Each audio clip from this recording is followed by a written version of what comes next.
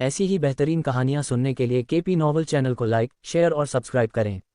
आने वाली कहानियों के बारे में जानने के लिए हमारे टेलीग्राम से जुड़ें। लिंक डिस्क्रिप्शन में है।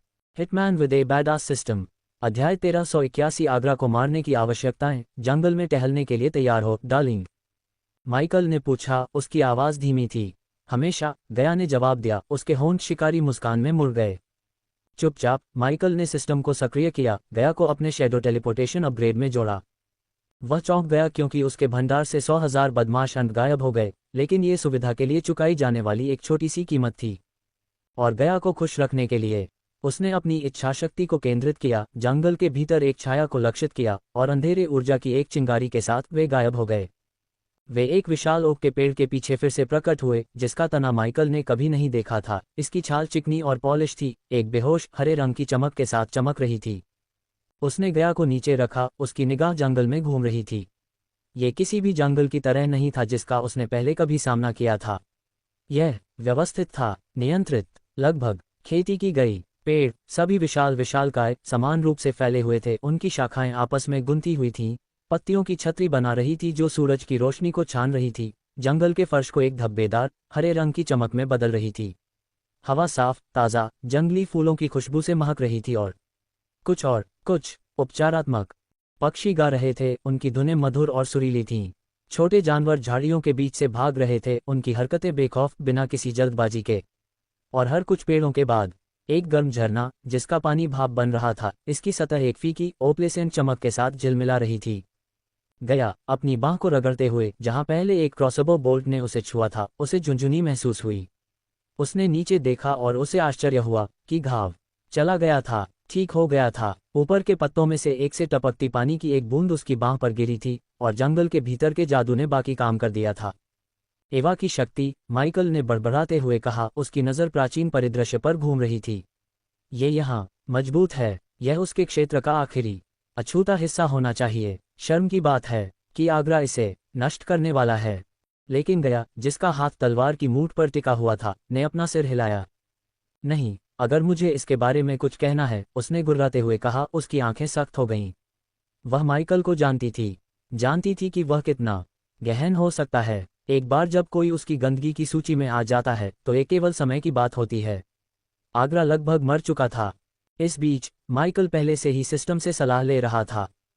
सिस्टम, उसने सोचा, उस ग्रिमोवर का विश्लेषण करो। भगवान को मारने वाला आगरा को हमेशा के लिए खत्म करने का कोई तरीका खोजो, और इसे कुशल बनाओ। वह जानता था कि भगवान को मारना आसान नहीं था। इसके लिए तैयारी की आवश्यकता थी, सही उपकरण, सही परिस्थितियां। पिछली बार जब उसने भगवान को मारा था, रैनार, दयनीय, बारिश से ग्रस्त कमीना, सिस्टम बहुत विशिष्ट था। उसे एक विशेष हथियार, एक ऐसी जगह की आवश्यकता थी जहां लक्ष्य भगवान का क्षेत्र शून्य हो जाए, और भागने से पहले एक साफ सुथरा शॉट। इसलिए उसे उस प्राचीन सेंटीपीड का शिकार करना पड़ा, उसकी कॉलरबोन को काटना पड़ा, और गॉड स्लेयर क्रॉसबो को तैयार करना पड़ा। और वह उस समय भाग्यशाली था। भाग्य की देवी फोर्टुना ने एक उत्सव की मेजबानी की थी। देवताओं की एक सभा, एक तटस्थ क्षेत्र में जहां रैनार का बारिश पर नियंत्रण नकार दिया गया था। ये सही अवसर था, लेकिन वह इस बार भाग्य पर भरोसा नहीं कर सकता था। उसे एक अधिक विश्वसनीय विधि की आवश्यकता थी। उसे आगरा को जल्दी, साफ सुथरे ढंग से और बिना जटिलताओं के मारने की जरूरत थी। गॉड किलिंग के लिए ग्रिमोवर को स्कैन करना। आगरा, जो अराजकता का स्वयंभू देवता है, के लिए विशेष विधियों के लिए 50 मिलियन बैडेस पॉइंट की आवश्यकता होगी। क्या होस्ट आगे बढ़ना चाहता है? 50 मिलियन, माइकल ने मुंह बिचकाते हुए कहा। यह बहुत था। रैनार को खत्म करने के लिए उसने जितना खर्च किया था, उससे कहीं ज्यादा। लेकिन फिर आगरा कोई दूसरे दर्जे का बारिश का देवता नहीं था। वह अराजकता का साक्षात रूप था। अप्रत्याशित, खतरनाक। फिर भी पुरस्कार इसके लायक होंगे। अनुभव अंक, बैडेस अंक, भक्तों से भरा क्षेत्र। यह एक सोने की खान थी। और एक बार जब आगरा तस्वीर से बाहर हो गया, तो माइकल आखिरकार अपने स्वयं के शक्ति आधार का विस्तार करने पर ध्यान केंद्रित कर सकता था। अपने अनुयायियों का निर्माण करना, अपने नए पाए गए प्राइम गॉड की स्थिति का पूरी क्षमता से उपयोग करना। अब स्तर बढ़ाने का समय आ गया था। करो, सिस्टम, उसने सोचा। उसके चेहरे पर एक शिकारी मुस्कान फैल गई। चलो देखते हैं कि तुम्हारे पास क्या है। सिस्टम ने हमेशा की तरह काम किया। सिस्टम ने सेशात के ग्रिमोइरे ऑफ गॉड्स को सफलतापूर्वक डिकोड कर लिया है। आगरा की हत्या करने का रास्ता खोलने के लिए बधाई होस्ट अब आवश्यकताओं को पूरा करके भगवान आगरा को मार सकता है। एक के बाद एक नोटिफिकेशन बजने लगे, उनकी संश्लेषित ध्वनियां माइकल के दिमाग में गूंजने लगीं।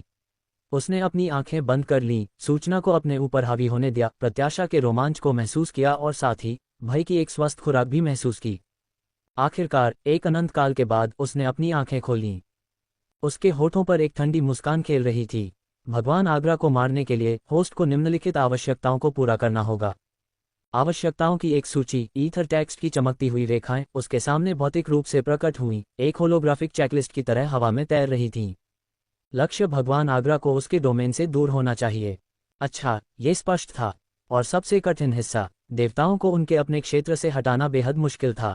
लक्ष्य को ऐसी जगह पर होना चाहिए जहां उसकी दैवीय शक्तियां बेकार हों। एक और मुश्किल काम, ऐसी जगह ढूंढना जहां देवता की शक्तियां शून्य हों। ये घास के ढेर में सुई ढूंढने जैसा था, एक जादुई घास का ढेर। अंत में लक्ष्य देवता को शांति के तालाब में डुबोकर लक्ष्य को मारना होगा, जो कि अराजकता के विपरीत है। एक तालाब, वाकई ये अजीब, विशिष्ट और विचित्र रूप से विडंबनापूर्ण था, माइकल ने खुद से सोचा। तीनों आवश्यकताओं को पूरा करने से मेजबान भगवान आगरा को मारने और उनकी कृपा को पूरी तरह से अवशोषित करने में सक्षम होगा। माइकल ने आवश्यकताओं को फिर से देखा, उसकी भौं एकाग्रता में सिकुड़ गई। इसलिए उसे आगरा को अपने क्षेत्र से बाहर निकालने, ऐसी जगह खोजने की जरूरत थी जहां वह शक्तिहीन हो, और फिर उसे एक तालाब में डुबो देना था जिसे उसे ढूंढना था। अद्भुत, उसने बड़बड़ाया, बस कमाल है। लेकिन डूबने की संभावित जगहों पर विचार मंथन शुरू करने से पहले उसे कुछ ढीले सिरे बांधने थे। वह धिक्कार है कुत्तेपंथी, बचे हुए शिकारी और फेयत। अगर किसी को पता होता कि शांति का तालाब कहाँ मिलेगा तो वह एवा की परी होगी। इस सब की विडंबना माइकल पर छिपी नहीं थी। अराजकता के देवता शांति के स्थान पर मरने के लिए किस्मत में थे। उसने अपना सिर हिलाते हुए हंसी उड़ाई। अगर आगरा ने कोई और डोमेन चुना होता, उसे बहला फुसलाकर उसे कमजोर करने का कोई तरीका ढूंढकर, तो यह एक दुर्स्वप्न होता। देवता शायद ही कभी अपने डोमेन को छोड़ते हैं। वे अपने शक्ति आधारों, अपने उपासकों और अपने छोटे छोटे जागीरों पर उनके द्वारा लगाए गए आराम और नियंत्रण से बहुत ज्यादा जुड़े हुए थे। लेकिन आगरा बेवकूफ था, घमंडी। उसने एवा के क्षेत्र पर आक्रमण किया, उसके अभयारण्य को अपवित्र किया और उसकी शक्ति को अपने अराजक सनक के अनुसार बदल दिया। और अब उसे इसकी कीमत चुकानी थी। माइकल को एक एहसास हुआ, एक आंतरिक एहसास, कि शांति का तालाब कहीं है, यहीं हरे भरे अभयारण्य में। नाम ही यह एवा की शक्ति, उसके संबंध, उपचार, शांति, अराजकता के विरोध का संकेत देता है। उसने सिस्टम इंटरफेस बंद कर दिया, उसकी नज़र उसके सामने के दृश्य पर लौट आई। रूपांतरित पंथवादी बारूक जमीन को सूंघ रहा था, उसका काला फर खड़ा था, उसकी लाल आंखें झाड़ियों को स्कैन कर रही थीं। वह सावधानी से आगे बढ़ा, उसकी इंद्रियां बढ़ गईं, उसकी पशु प्रवृत्ति हावी हो गई। फिर वह रुक गया। उसका सिर अचानक ऊपर उठा, उसके कान फड़कने लगे, उसके नथुने फड़कने लगे। उसने एक गंध पकड़ी थी, कुछ जीवित। शिट, गया ने बड़बड़ाया, उसका हाथ सहज रूप से गॉड स्लेयर क्रॉसबो की ओर बढ़ा। वह हमारे पीछे पड़ा है, उसे आने दो, माइकल ने कहा। उसकी आंखों में एक शिकारी चमक थी। उससे नजदीक से निपटना आसान है। गया ने उसकी योजना को समझते हुए मुस्कुराया। बेचारा कमीना सीधे जाल में फंसने जा रहा है, उसने अपना सिर हिलाते हुए कहा। कुत्ते पालक बारूक उनकी ओर बढ़ने लगा, उसकी चाल धीमी, सोची समझी थी, उसकी इंद्रियां बहुत सतर्क थीं। उसने हवा को सूंघा, उसकी काली नाक हिल रही थी, उसकी गुर्राहट एक धीमी गड़गड़ाहट थी जो खामोश जंगल में गूंज रही थी। वह रुक गया, उसका सिर झुका हुआ था, उसकी नज़र उस विशाल ओक के पेड़ पर टिकी हुई थी जिसके पीछे माइकल और गया छिपे हुए थे। जंगल का फर्श मुलायम काई का कालीन था, हवा जंगली फूलों की खुशबू से भरी हुई थी और एवा के उपचार जादू की गूंज थी। पत्तियों की छतरी से छनकर आती हुई सूर्य की किरणें प्रकाश और छाया का एक धब्बेदार पैटर्न बना रही थीं, जिससे स्पष्ट रूप से देखना मुश्किल हो रहा था।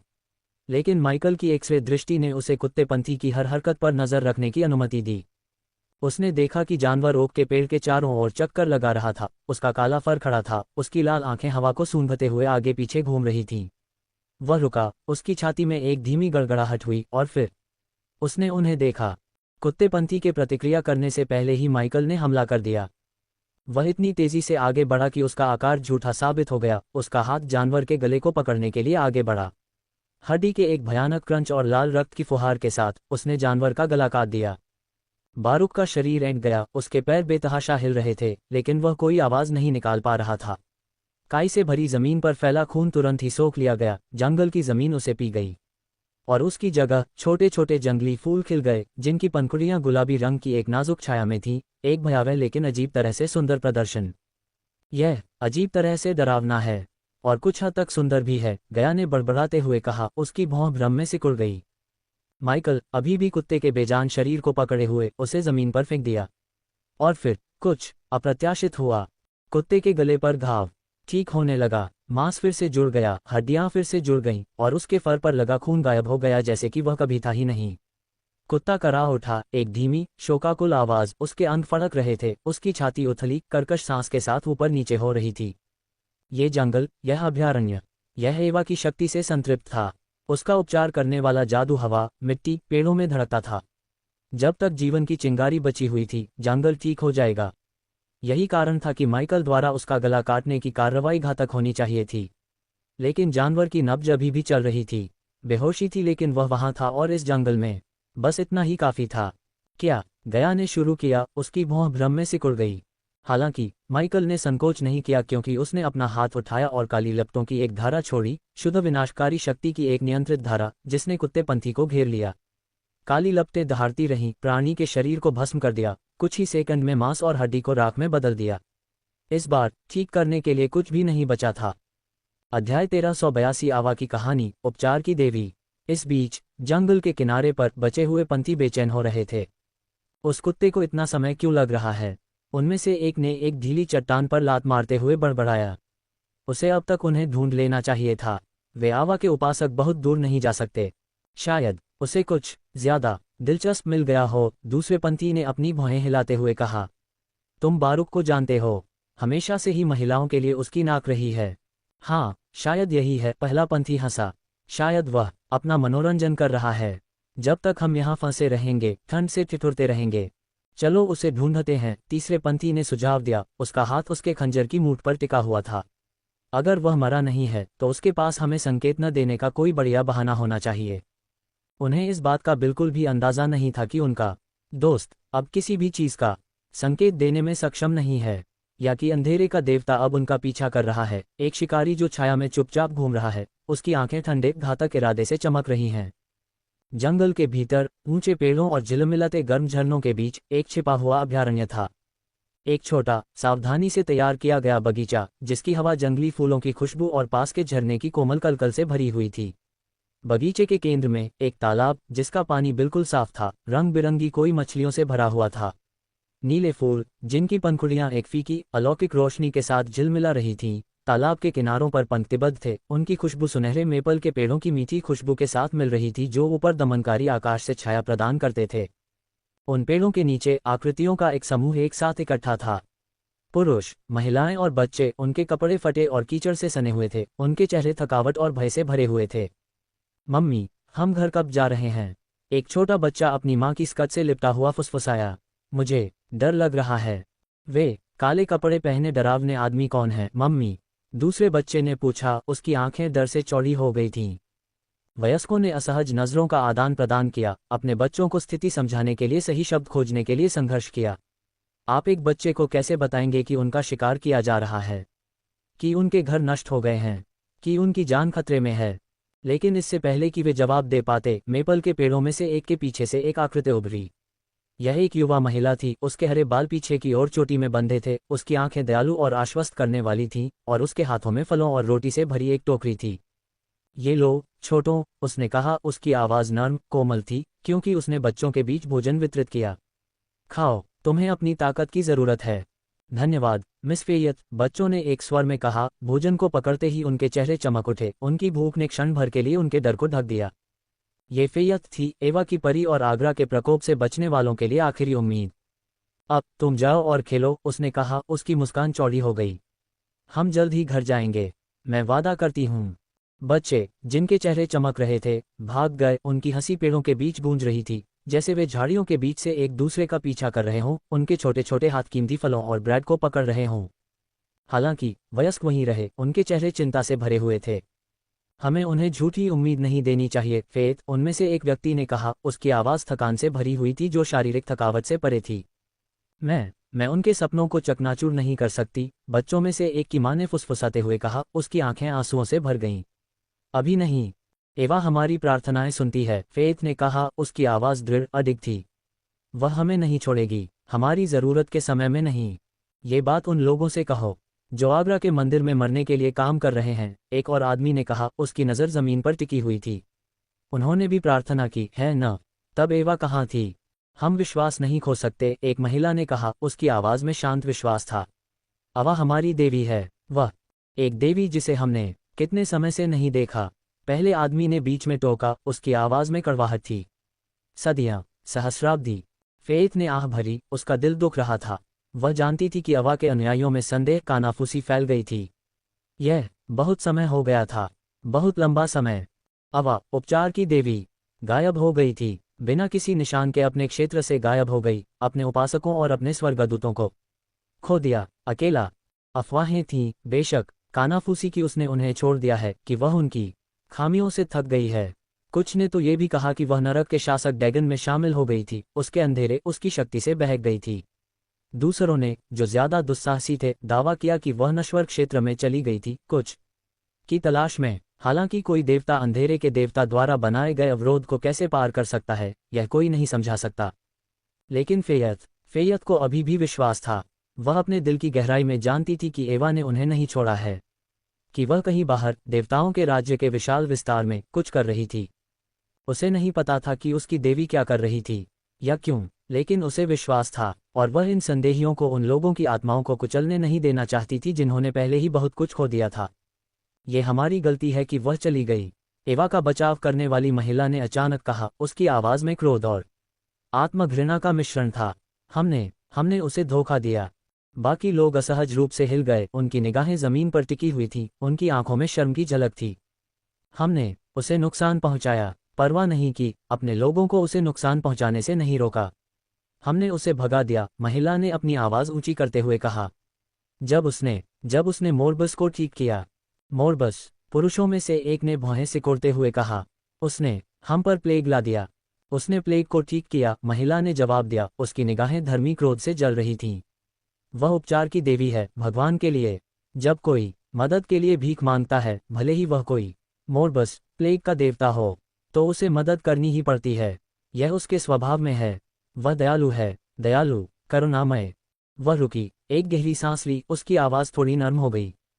लेकिन हम इतने अंधे थे, इतने धर्मी। हमने उस पर मोरबस के साथ मिलीभगत करने का आरोप लगाया, हमें धोखा देने का, और अपने क्रोध में हमने उसे जाने के लिए कहा।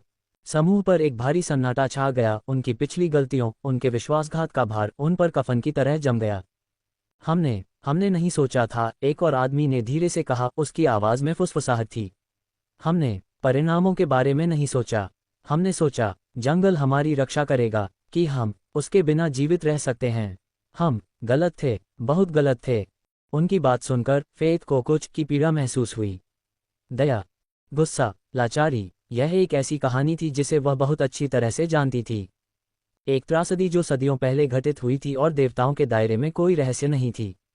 एवा के विश्वासघात की कहानी, उसके उपासकों के अदूरदर्शी क्रोध की कहानी, हर मंदिर, हर शराबखाने, हर गली मोहल्ले में फुसफुसाती थी कि कैसे एवा ने अपनी असीम करुणा में प्लेग के देवता मोरबस को ठीक किया था, केवल उसकी दयालुता को विकृत करने के लिए, उसकी दया को धोखा देने के लिए। ये सब तब शुरू हुआ जब मोरबस ने युद्ध के देवता रुद्र के उपासकों पर अपनी विपत्तियां फैलाने की कोशिश की। उस समय डार्क लॉर्ड के उदय से पहले एक देवता की मृत्यु अकल्पनीय थी। वे अमर, अजेय, ब्रह्मांडीय खाद्य श्रृंखला के शीर्ष शिकारी थे।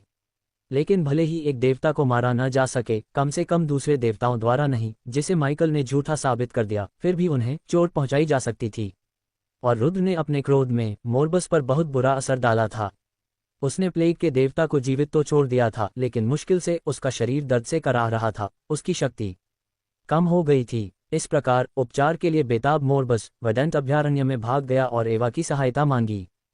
एवा होने के नाते उसकी मदद की गुहार को अस्वीकार नहीं कर सकती थी। उसने उसे ठीक किया था, अपनी दिव्य शक्ति और वेडेंट अभयारण्य से संबंध का उपयोग करके उसके टूटे हुए शरीर को ठीक किया और उसकी ताकत को बहाल किया। लेकिन ऐसा करने में उसने अनजाने में अपने ही क्षेत्र पर प्लेग फैला दिया था। मोरबस की शक्ति, उसका सार, बीमारी, क्षय और पीड़ा से जुड़ा था। और जैसे जैसे वह ठीक होता गया, जैसे जैसे उसकी ताकत वापस आए, वह शक्ति, वर्डेंट अभयारण्य में घुस गई, उसकी जीवन देने वाली ऊर्जा को दूषित कर दिया और उसे किसी चीज में बदल दिया। विषाक्त प्लेग ने एवा के क्षेत्र में जंगल की आग की तरह फैलकर अनगिनत लोगों को मार डाला, भूमि को तबाह कर दिया।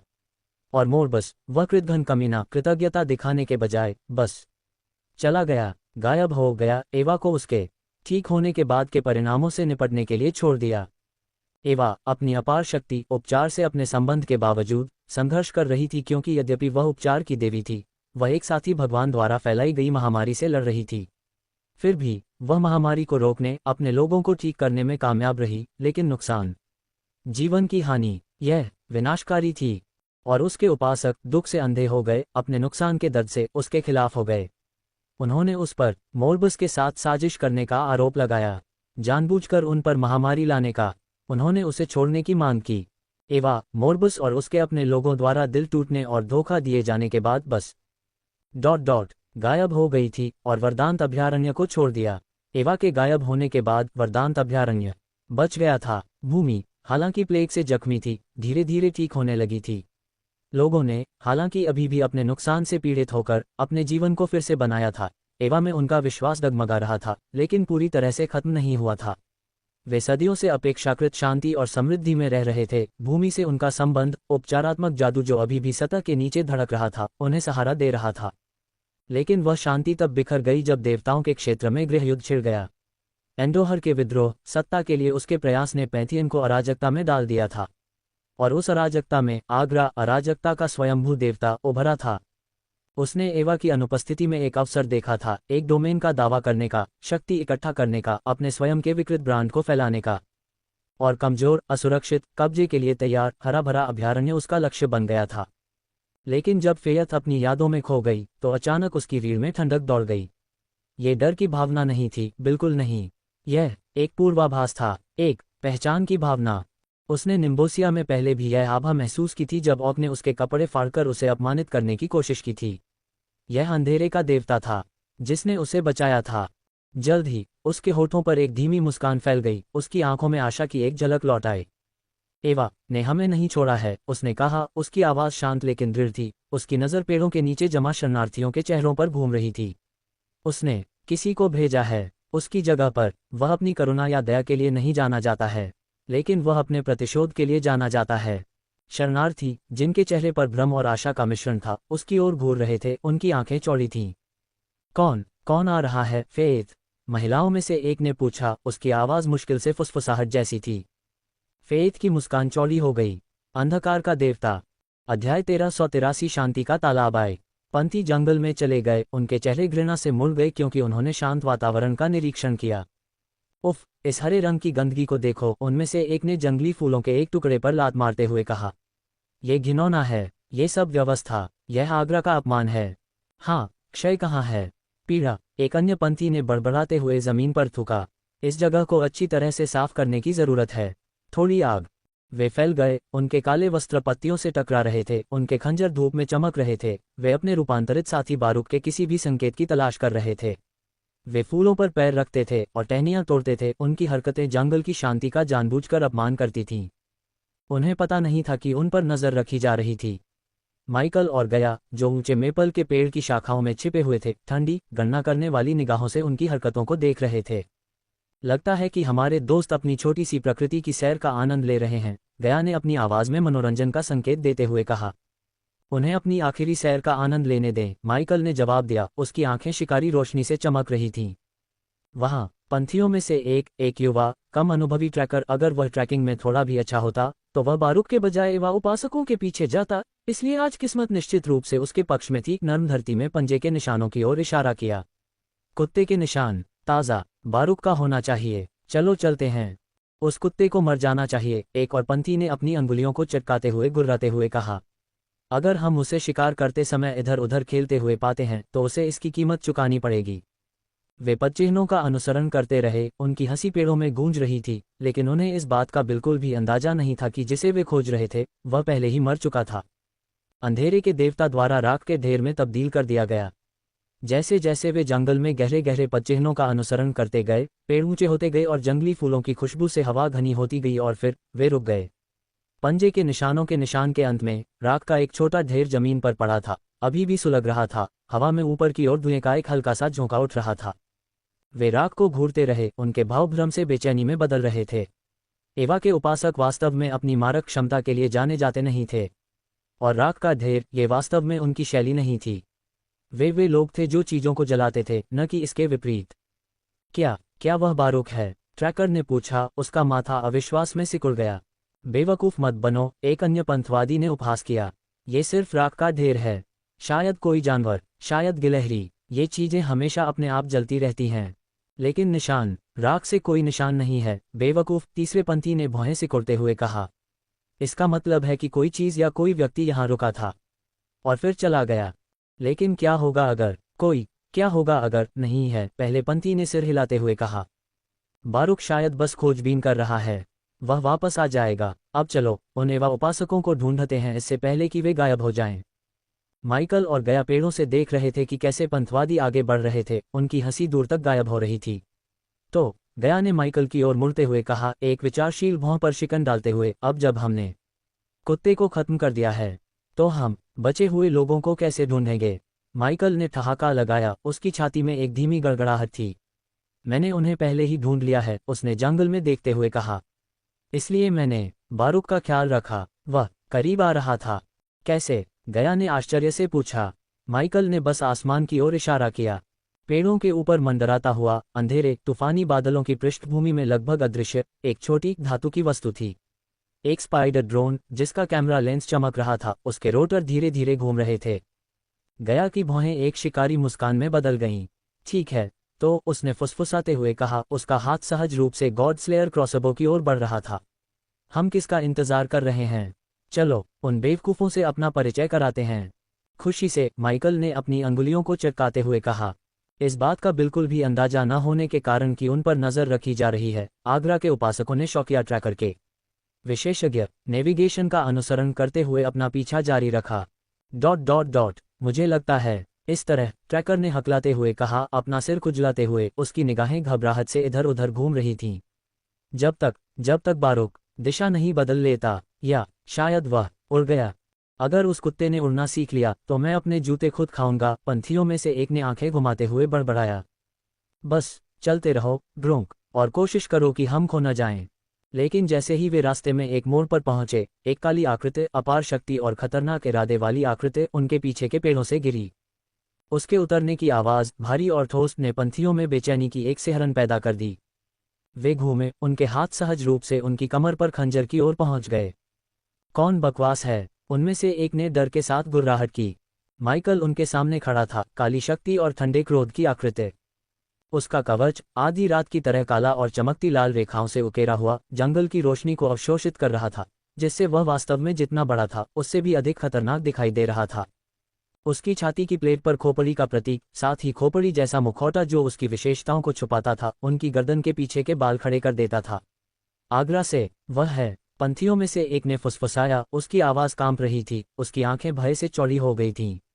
पदक माइकल की छाती पर धड़कने लगी, जिससे उसकी ऊर्जा का संकेत छिप गया। ये राफेल या किसी अन्य इच्छुक पक्ष को उसकी हरकतों पर नजर रखने से रोकने के लिए एक एहतियाती उपाय था। फिर माइकल ने उन्हें प्रतिक्रिया करने का समय नहीं दिया। इसके बजाय वह इतनी तेजी से उन पर टूट पड़ा कि समझ से परे हो गया और बिजली की चमकती काली लकीरों का निशान छोड़ गया। पेड़ों से देख रहे गया ने देखा कि पंथवादी जम गए। उनकी आंखें भय से चौड़ी हो गईं, इससे पहले कि उनके सिर उनके शरीर से पूरी तरह अलग हो जाएं, जमीन पर गिर जाएं। एक दिल की धड़कन के बाद उनके शरीर काली लपटों में फट गए, उनके मांस और हड्डियां जल गईं। कुछ ही सेकंड में धुएं के ढेर के अलावा कुछ नहीं रह गया। यह एक देवता की असली शक्ति थी और एक देवता और नश्वर के बीच विशाल शक्ति का अंतर था। छोटे जंगली फूल, जिनकी पंखुड़ियां गुलाबी रंग की एक नाजुक छाया थीं, जमीन पर बिखरे खून के पैटर्न में खिले थे, जो हत्याओं के लिए एक भयावह लेकिन अजीब तरह से सुंदर विपरीत था। माइकल की काली लपटों में जलकर राख हो चुके पंथियों के शरीर राख के ढेर में तब्दील हो गए, ठीक वैसे ही जैसे कुत्ते पंथी बारूक उनके सामने थे। गया पेड़ की टहनी से एक सुंदर छलांग लगाने के बाद माइकल के बगल में हल्के से उतरते हुए एक धीमी सीटी बजाई। धिक्कार है माइकल, उसने कहा। उसकी आंखें विस्मय और सम्मान के मिश्रण से चौड़ी हो गईं। उनके पास कोई मौका भी नहीं था। तुमने इसे आसान बना दिया, गया ने कहा।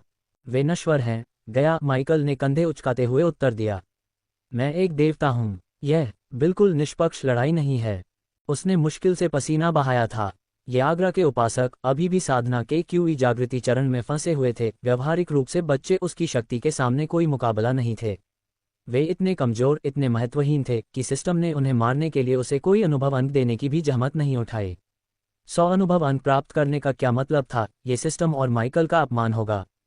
उसने अपनी नज़र दूर के समाशोधन की ओर घुमाई, जहां उसके स्पाइडर ड्रोन ने आखिरी बार फेयत और अन्य बचे लोगों को देखा था। चलो, उसने गया का हाथ पकड़ते हुए कहा, चलो अपने मेहमानों को ढूंढते हैं। वे स्पाइडर ड्रोन का पीछा करते रहे। इसका छोटा कैमरा लेंस माइकल के पर्यावरण मानचित्र पर जंगल के रास्ते की लाइव फीड प्रसारित कर रहा था। इसके रोटर धीरे धीरे घूम रहे थे क्योंकि यह उन्हें वर्डेंट अभयारण्य में गहराई तक ले जा रहा था। जैसे जैसे वे चलते गए, पेड़ ऊंचे होते गए, उनकी शाखाएं आपस में जुड़कर एक घनी छतरी बनाती गईं जिसने ऊपर के तूफानी आकाश से आने वाली अधिकांश रोशनी को रोक दिया। हवा गर्म होती गई, जंगली फूलों की खुशबू और गर्म झरनों से निकलने वाली भाप तेज होती गई, और जल्द ही आगे एक समाशोधन उभर आया। समाशोधन के केंद्र में एक छोटा, सावधानी से तैयार किया गया बगीचा आसपास के जंगल के बीच एक रत्न की तरह खिल रहा था। माइकल और गया ने शांत तालाब को पहचान लिया। उसका क्रिस्टल सा साफ पानी रंग बिरंगे कोई से भरा हुआ था, नीले फूल जो अलौकिक रोशनी से झिलमिला रहे थे, और सुनहरे मेपल के पेड़ जो छाया और आश्रय प्रदान करते थे। जैसे ही वे जंगल से बाहर निकलकर बगीचे में आए, माइकल ने उन्हें देखा। एक मेपल के पेड़ के नीचे एक समूह में पुरुष, महिलाएं और बच्चे एक साथ बैठे थे। उनके चेहरों पर आशा और भय का मिश्रण था। लेकिन इससे पहले कि माइकल उन्हें पुकार पाता, पेड़ के पीछे से एक आकृति उभरी। फेयत। उसके हरे बाल, जो आमतौर पर विस्तृत चोटियों में बंधे होते थे, अब एक साधारण पोनीटेल में बंधे थे। उसका चेहरा पीला लेकिन दृढ़ था। माइकल को देखते ही उसकी आंखें चौड़ी हो गईं, और एक धीमी मुस्कान, राहत और कृतज्ञता का मिश्रण उसके होठों पर फैल गया। आंसू बह निकले। उसकी दृष्टि धुंधली हो गई, लेकिन वे दुख के आंसू नहीं थे, वे आशा के आंसू थे। वह निश्चित रूप से जानती थी कि अंधकार का देवता मदद करने आया है, आगरा के आतंक के शासन को समाप्त करने और वरदांत अभयारण्य को उसके पूर्व गौरव और सौंदर्य को बहाल करने के लिए। उसने उसे पहले भी बचाया था, निम्बोसिया में, जब वह अपनी सबसे कमजोर स्थिति में थी। और अब वह फिर से यहाँ था, उसकी प्रार्थनाओं का उत्तर दे रहा था जब उसे उसकी सबसे अधिक आवश्यकता थी। पैथियन ने उसके बारे में जो कुछ भी कहा, नश्वर लोगों ने अंधकार के देवता के बारे में जो भी कहानियां फुसफुसाईं, फेयत के लिए वह एक सच्चा देवता था। एक देवता जिसने प्रार्थनाओं का उत्तर दिया। एक देवता जिसने परवाह की। NOWELL-BE-IN.C ओम। फिर वह आगे बढ़ी। उसकी आंखों में आंसू चमक रहे थे, और बिना सोचे समझे उसने माइकल का हाथ अपने हाथ में ले लिया। धन्यवाद, उसने फुसफुसाते हुए कहा। उसकी आवाज़ भावनाओं से भर गई थी। आने के लिए धन्यवाद। फिर उसने गया को देखा। माइकल के बगल में खड़ी महिला आकर्षक थी। लंबी, काले बाल जो रेशमी झरने की तरह उसकी पीठ पर गिर रहे थे, और आंखें जो, खैर, वे वास्तव में गर्मजोशी और दयालुता नहीं बिखेर रही थीं। उसके पास देवी की आभा नहीं थी, जिस तरह की फेयत को महसूस करने की आदत थी, लेकिन उसके रुख में, जिस तरह से वह खुद को संभालती थी, जिस तरह से उसकी नज़र फेयत से एक शांत, आकलन करने वाली तीव्रता से मिलती थी, उसमें एक शक्ति थी। और वह लंबी थी, लगभग माइकल जितनी लंबी। फेयत को माइकल के हाथ से लगभग चिपके हुए देखकर गया ने अपनी आंखें घुमाईं। हाँ, ऐसा करो जैसे उसकी पत्नी यहाँ खड़ी नहीं है, गया ने आंखें घुमाते हुए कहा। उसकी आवाज़ में मनोरंजन का एक संकेत था। फेयत चौंक गई। उसने माइकल का हाथ छोड़ा और एक कदम पीछे हट गई। उसके गाल लाल हो गए। उसकी पत्नी का जिक्र फेयत को मालगाड़ी की तरह लगा। बेशक, राक्षसों की देवी के अलावा और कौन हो सकता है जो अंधेरे की देवी के बगल में खड़ी हो सकती है। फेयत की आंखें चौड़ी हो गईं क्योंकि उसे एहसास हुआ कि वह एक नहीं बल्कि दो देवताओं के सामने खड़ी थी, शायद पूरे ब्रह्मांड में सबसे शक्तिशाली जोड़े। ओह, उसने हकलाते हुए कहा। उसकी आंखें चौड़ी हो गईं। मुझे बहुत खेद है मेरी महिला, मैंने नहीं किया। गया ने बस सिर हिलाते हुए हंस दिया। कोई बात नहीं, उसने कहा। उसकी मुस्कान थोड़ी नरम पड़ गई। उसे यह बहुत बार मिलता है। गंभीरता से, फेयत, माइकल ने उसकी ओर मुड़ते हुए कहा। उसके चेहरे पर एक चिढ़ाने वाली मुस्कान फैल गई। हर बार जब मैं तुम्हें देखता हूं तो तुम किसी नर्क में कैसे पहुंच जाती हो। फेयत हंसी, जो उसके डर और चिंता को जुटलाती थी। ऐसा लगता है मेरी किस्मत है, उसने आह भरी। शायद फोर्टूना मुझसे नफरत करती है। नहीं, माइकल ने सिर हिलाते हुए कहा। मुझे लगता है कि फोर्टूना आखिरकार तुम पर मुस्कुरा रही है, फेयत। क्योंकि मैं आगरा को मारने के लिए यहाँ हूँ, और तुम शायद मदद कर सको। अध्याय 1384 शांति का तालाब 2। क्योंकि मैं यहाँ आगरा को मारने आया हूँ, और तुम मदद कर सकते हो। माइकल ने यह बहुत सहजता से कहा। फेयत ने जो कुछ सुना था उससे उसे अंदर तक झटका लग जाना चाहिए था। अंधेरे का देवता दूसरे देवता को मारने जा रहा था, लेकिन उसके मुंह से यह बात लगभग सांसारिक लग रही थी, जैसे वह कचरा बाहर निकालने या कपड़े धोने के बारे में बात कर रहा हो। उसने बोलने के लिए अपना मुंह खोला, फिर उसे फिर से बंद कर लिया। उसका दिमाग उसकी घोषणा की सहजता को समझने के लिए संघर्ष कर रहा था। वह एक पल के लिए उसे देखती रही। उसका मुंह पानी से बाहर निकली मछली की तरह खुलता और बंद होता रहा, आखिरकार अपनी आवाज निकालने में कामयाब रही। गया मुश्किल से छिपी हुई मुस्कुराहट के साथ आदान प्रदान को देख रहा था। उसने फ़ैयत की प्रतिक्रिया का पूरा आनंद लिया, यहाँ तक कि वह, जिसने माइकल की शक्ति को प्रत्यक्ष रूप से देखा था, जिसने उसे सेनाओं को चीरते और देवताओं का सामना करते देखा था, फिर भी उसे ये थोड़ा अवास्तविक लगा जब उसने एक देवता को मारने की बात की, जैसे कि यह उसकी टू डू सूची में एक और आइटम था। लेकिन वह जानती थी कि वह ऐसा कर सकता है। उसने रेनार को मार डाला था, है न? इसके अलावा गया का एक सरल दर्शन था जब मृत्यु की बात आती थी, किसी को भी मारा जा सकता है। भगवान, नश्वर, कोई मायने नहीं रखते। यदि आप काफ़ी चतुर, काफ़ी निर्दयी, काफ़ी प्रेरित थे तो आप एक रास्ता खोज सकते थे। और माइकल सबसे अच्छा था, और वह निश्चित रूप से प्रेरित था। फ़ैयत अपने शुरुआती सदमे से उबरते हुए तालाब की ओर इशारा करती है।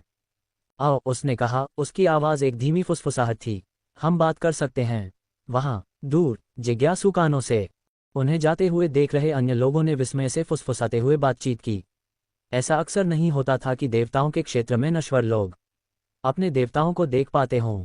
एवा अपनी दयालुता और करुणा में अपवाद थी, लेकिन जब से उन्होंने उसे एक सदी पहले भगा दिया था, तब से उन्हें कोई वास्तविक देवता नहीं दिखा था। वे माइकल को घूर रहे थे, उनकी निगाहें विस्मय और भय के मिश्रण से भरी हुई थीं। यह अंधकार का देवता था, जिसके बारे में धीमी आवाज में फुसफुसाया जाता था, जिसके बारे में उन्हें डरना, निंदा करना सिखाया गया था। लेकिन वह देवता की तरह व्यवहार नहीं कर रहा था। उसके व्यवहार में कोई अहंकार नहीं था, ईश्वरीय श्रेष्ठता का कोई भाव नहीं था।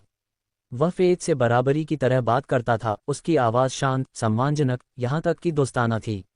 और उसके साथ वाली महिला, कौवे के बाल और लाल आंखों वाली खूबसूरत महिला, वह एक नश्वर की तरह लग रही थी।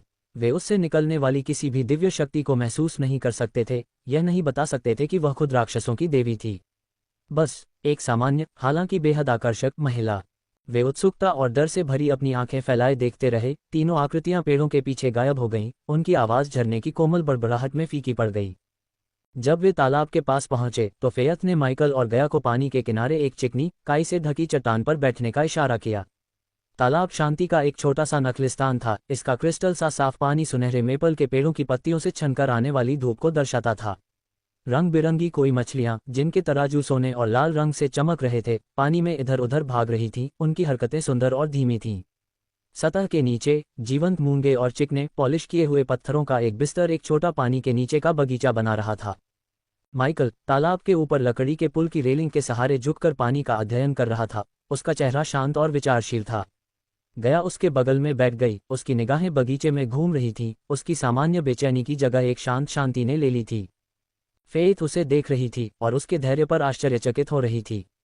उसने अभी अभी उससे एक देवता को मारने में मदद करने के लिए कहा था, और फिर भी वह इतना शांत दिख रहा था मानो वह मौसम के बारे में चर्चा कर रहा हो। तुम्हें क्या चाहिए? उसने आखिरकार पूछा। उसकी आवाज़ में फुसफुसाहट थी। मुझे शांति के तालाब के बारे में बताओ, माइकल ने कहा। उसकी नज़र पानी से कभी नहीं हटी। तुम इसके बारे में क्या जानते हो? फ़ैयत ने आश्चर्यचकित होकर पलकें झपकाईं। उसने माइकल से गया की ओर देखा। उसकी आंखों में कुछ उलझन, मनोरंजन नाच रहा था। तुम इसके ऊपर खड़े हो, उसने कहा। उसकी आवाज़ एक नर्म फुसफुसाहट थी। गया ने भौहें सिकुड़ी, अपनी नज़र तालाब की ओर घुमाई। उसका माथा अविश्वास में सिकुड़ गया। ये शांति का तालाब है? उसने पूछा। उसकी आवाज़ में संदेह था। हाँ, फ़ैयत ने सिर हिलाया।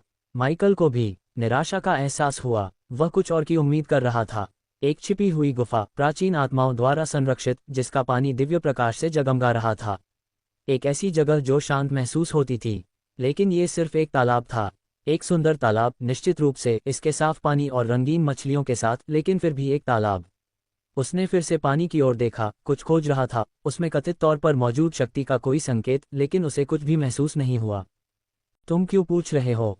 फ़ैयत ने अपना सिर झुकाते हुए पूछा। उसकी नज़र माइकल के चेहरे पर टिकी हुई थी।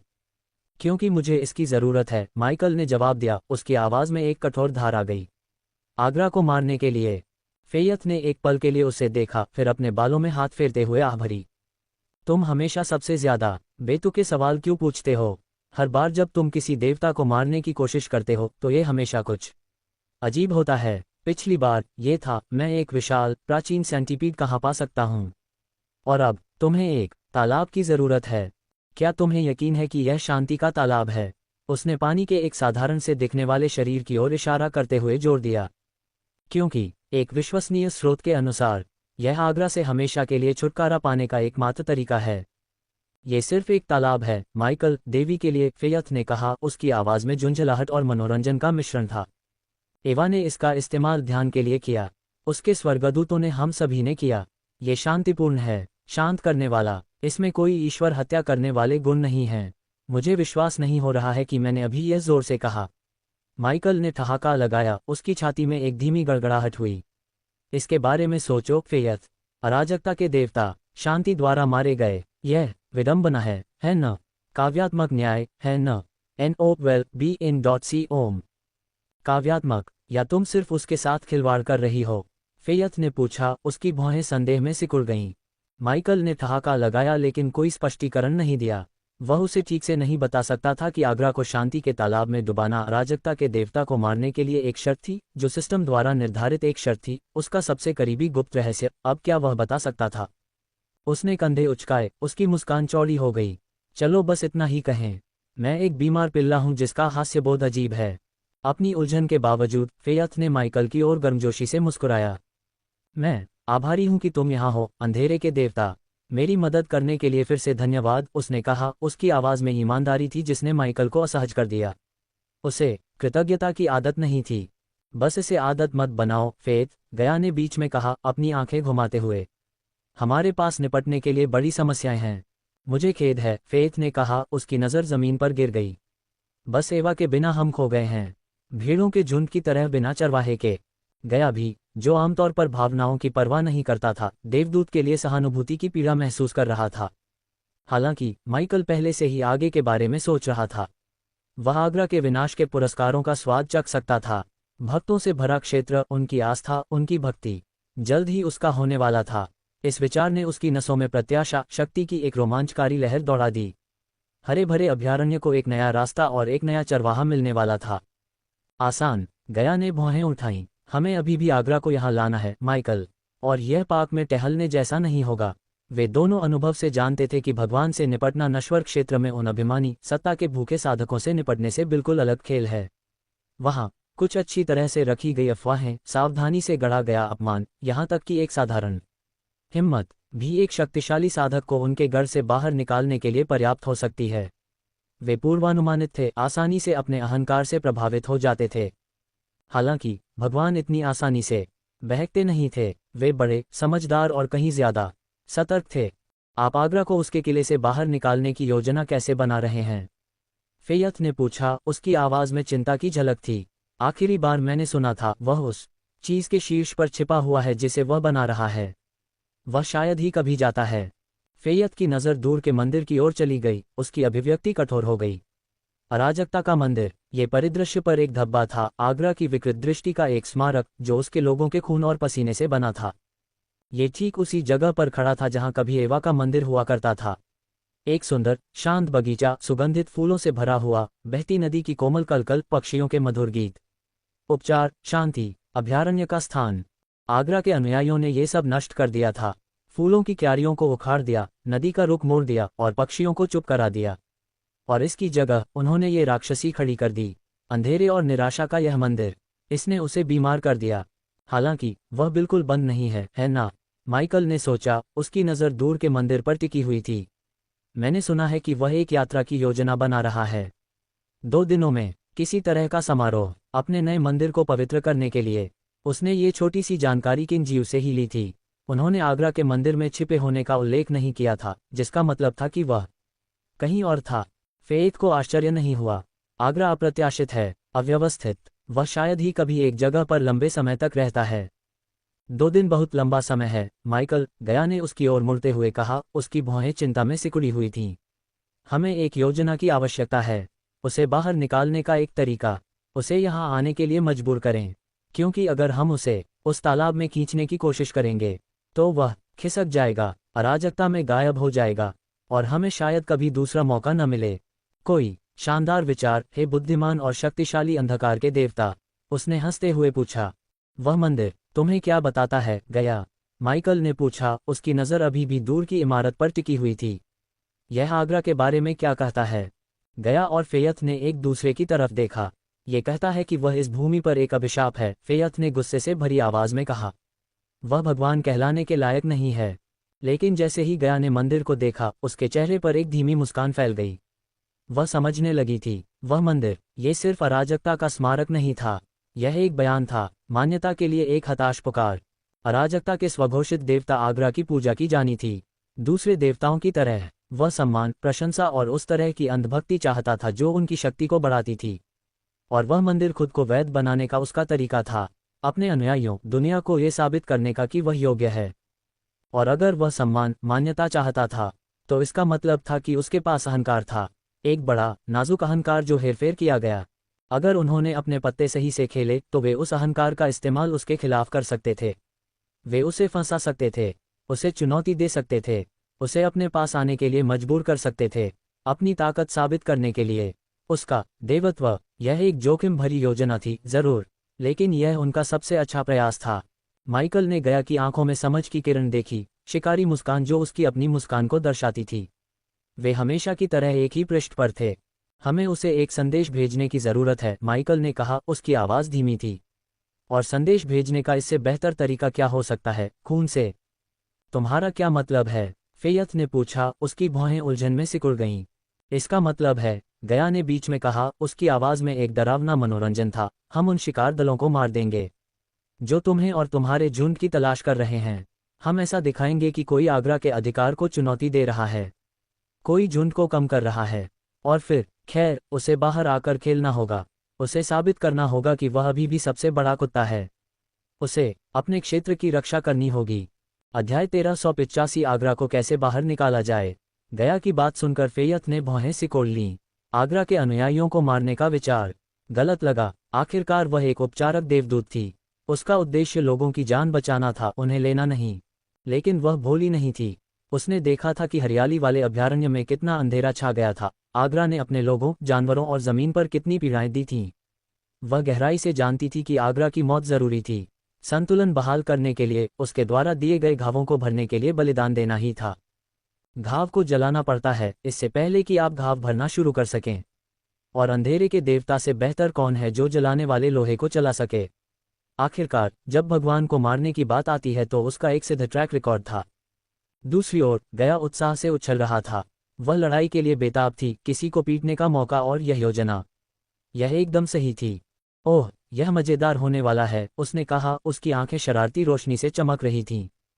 हम उन्हें पेड़ों से लटका सकते हैं, जैसे कि विचित्र आभूषण, या शायद आगरा को एक छोटी सी उपहार टोकरी भेजें, शरीर के अंगों से भरी हुई।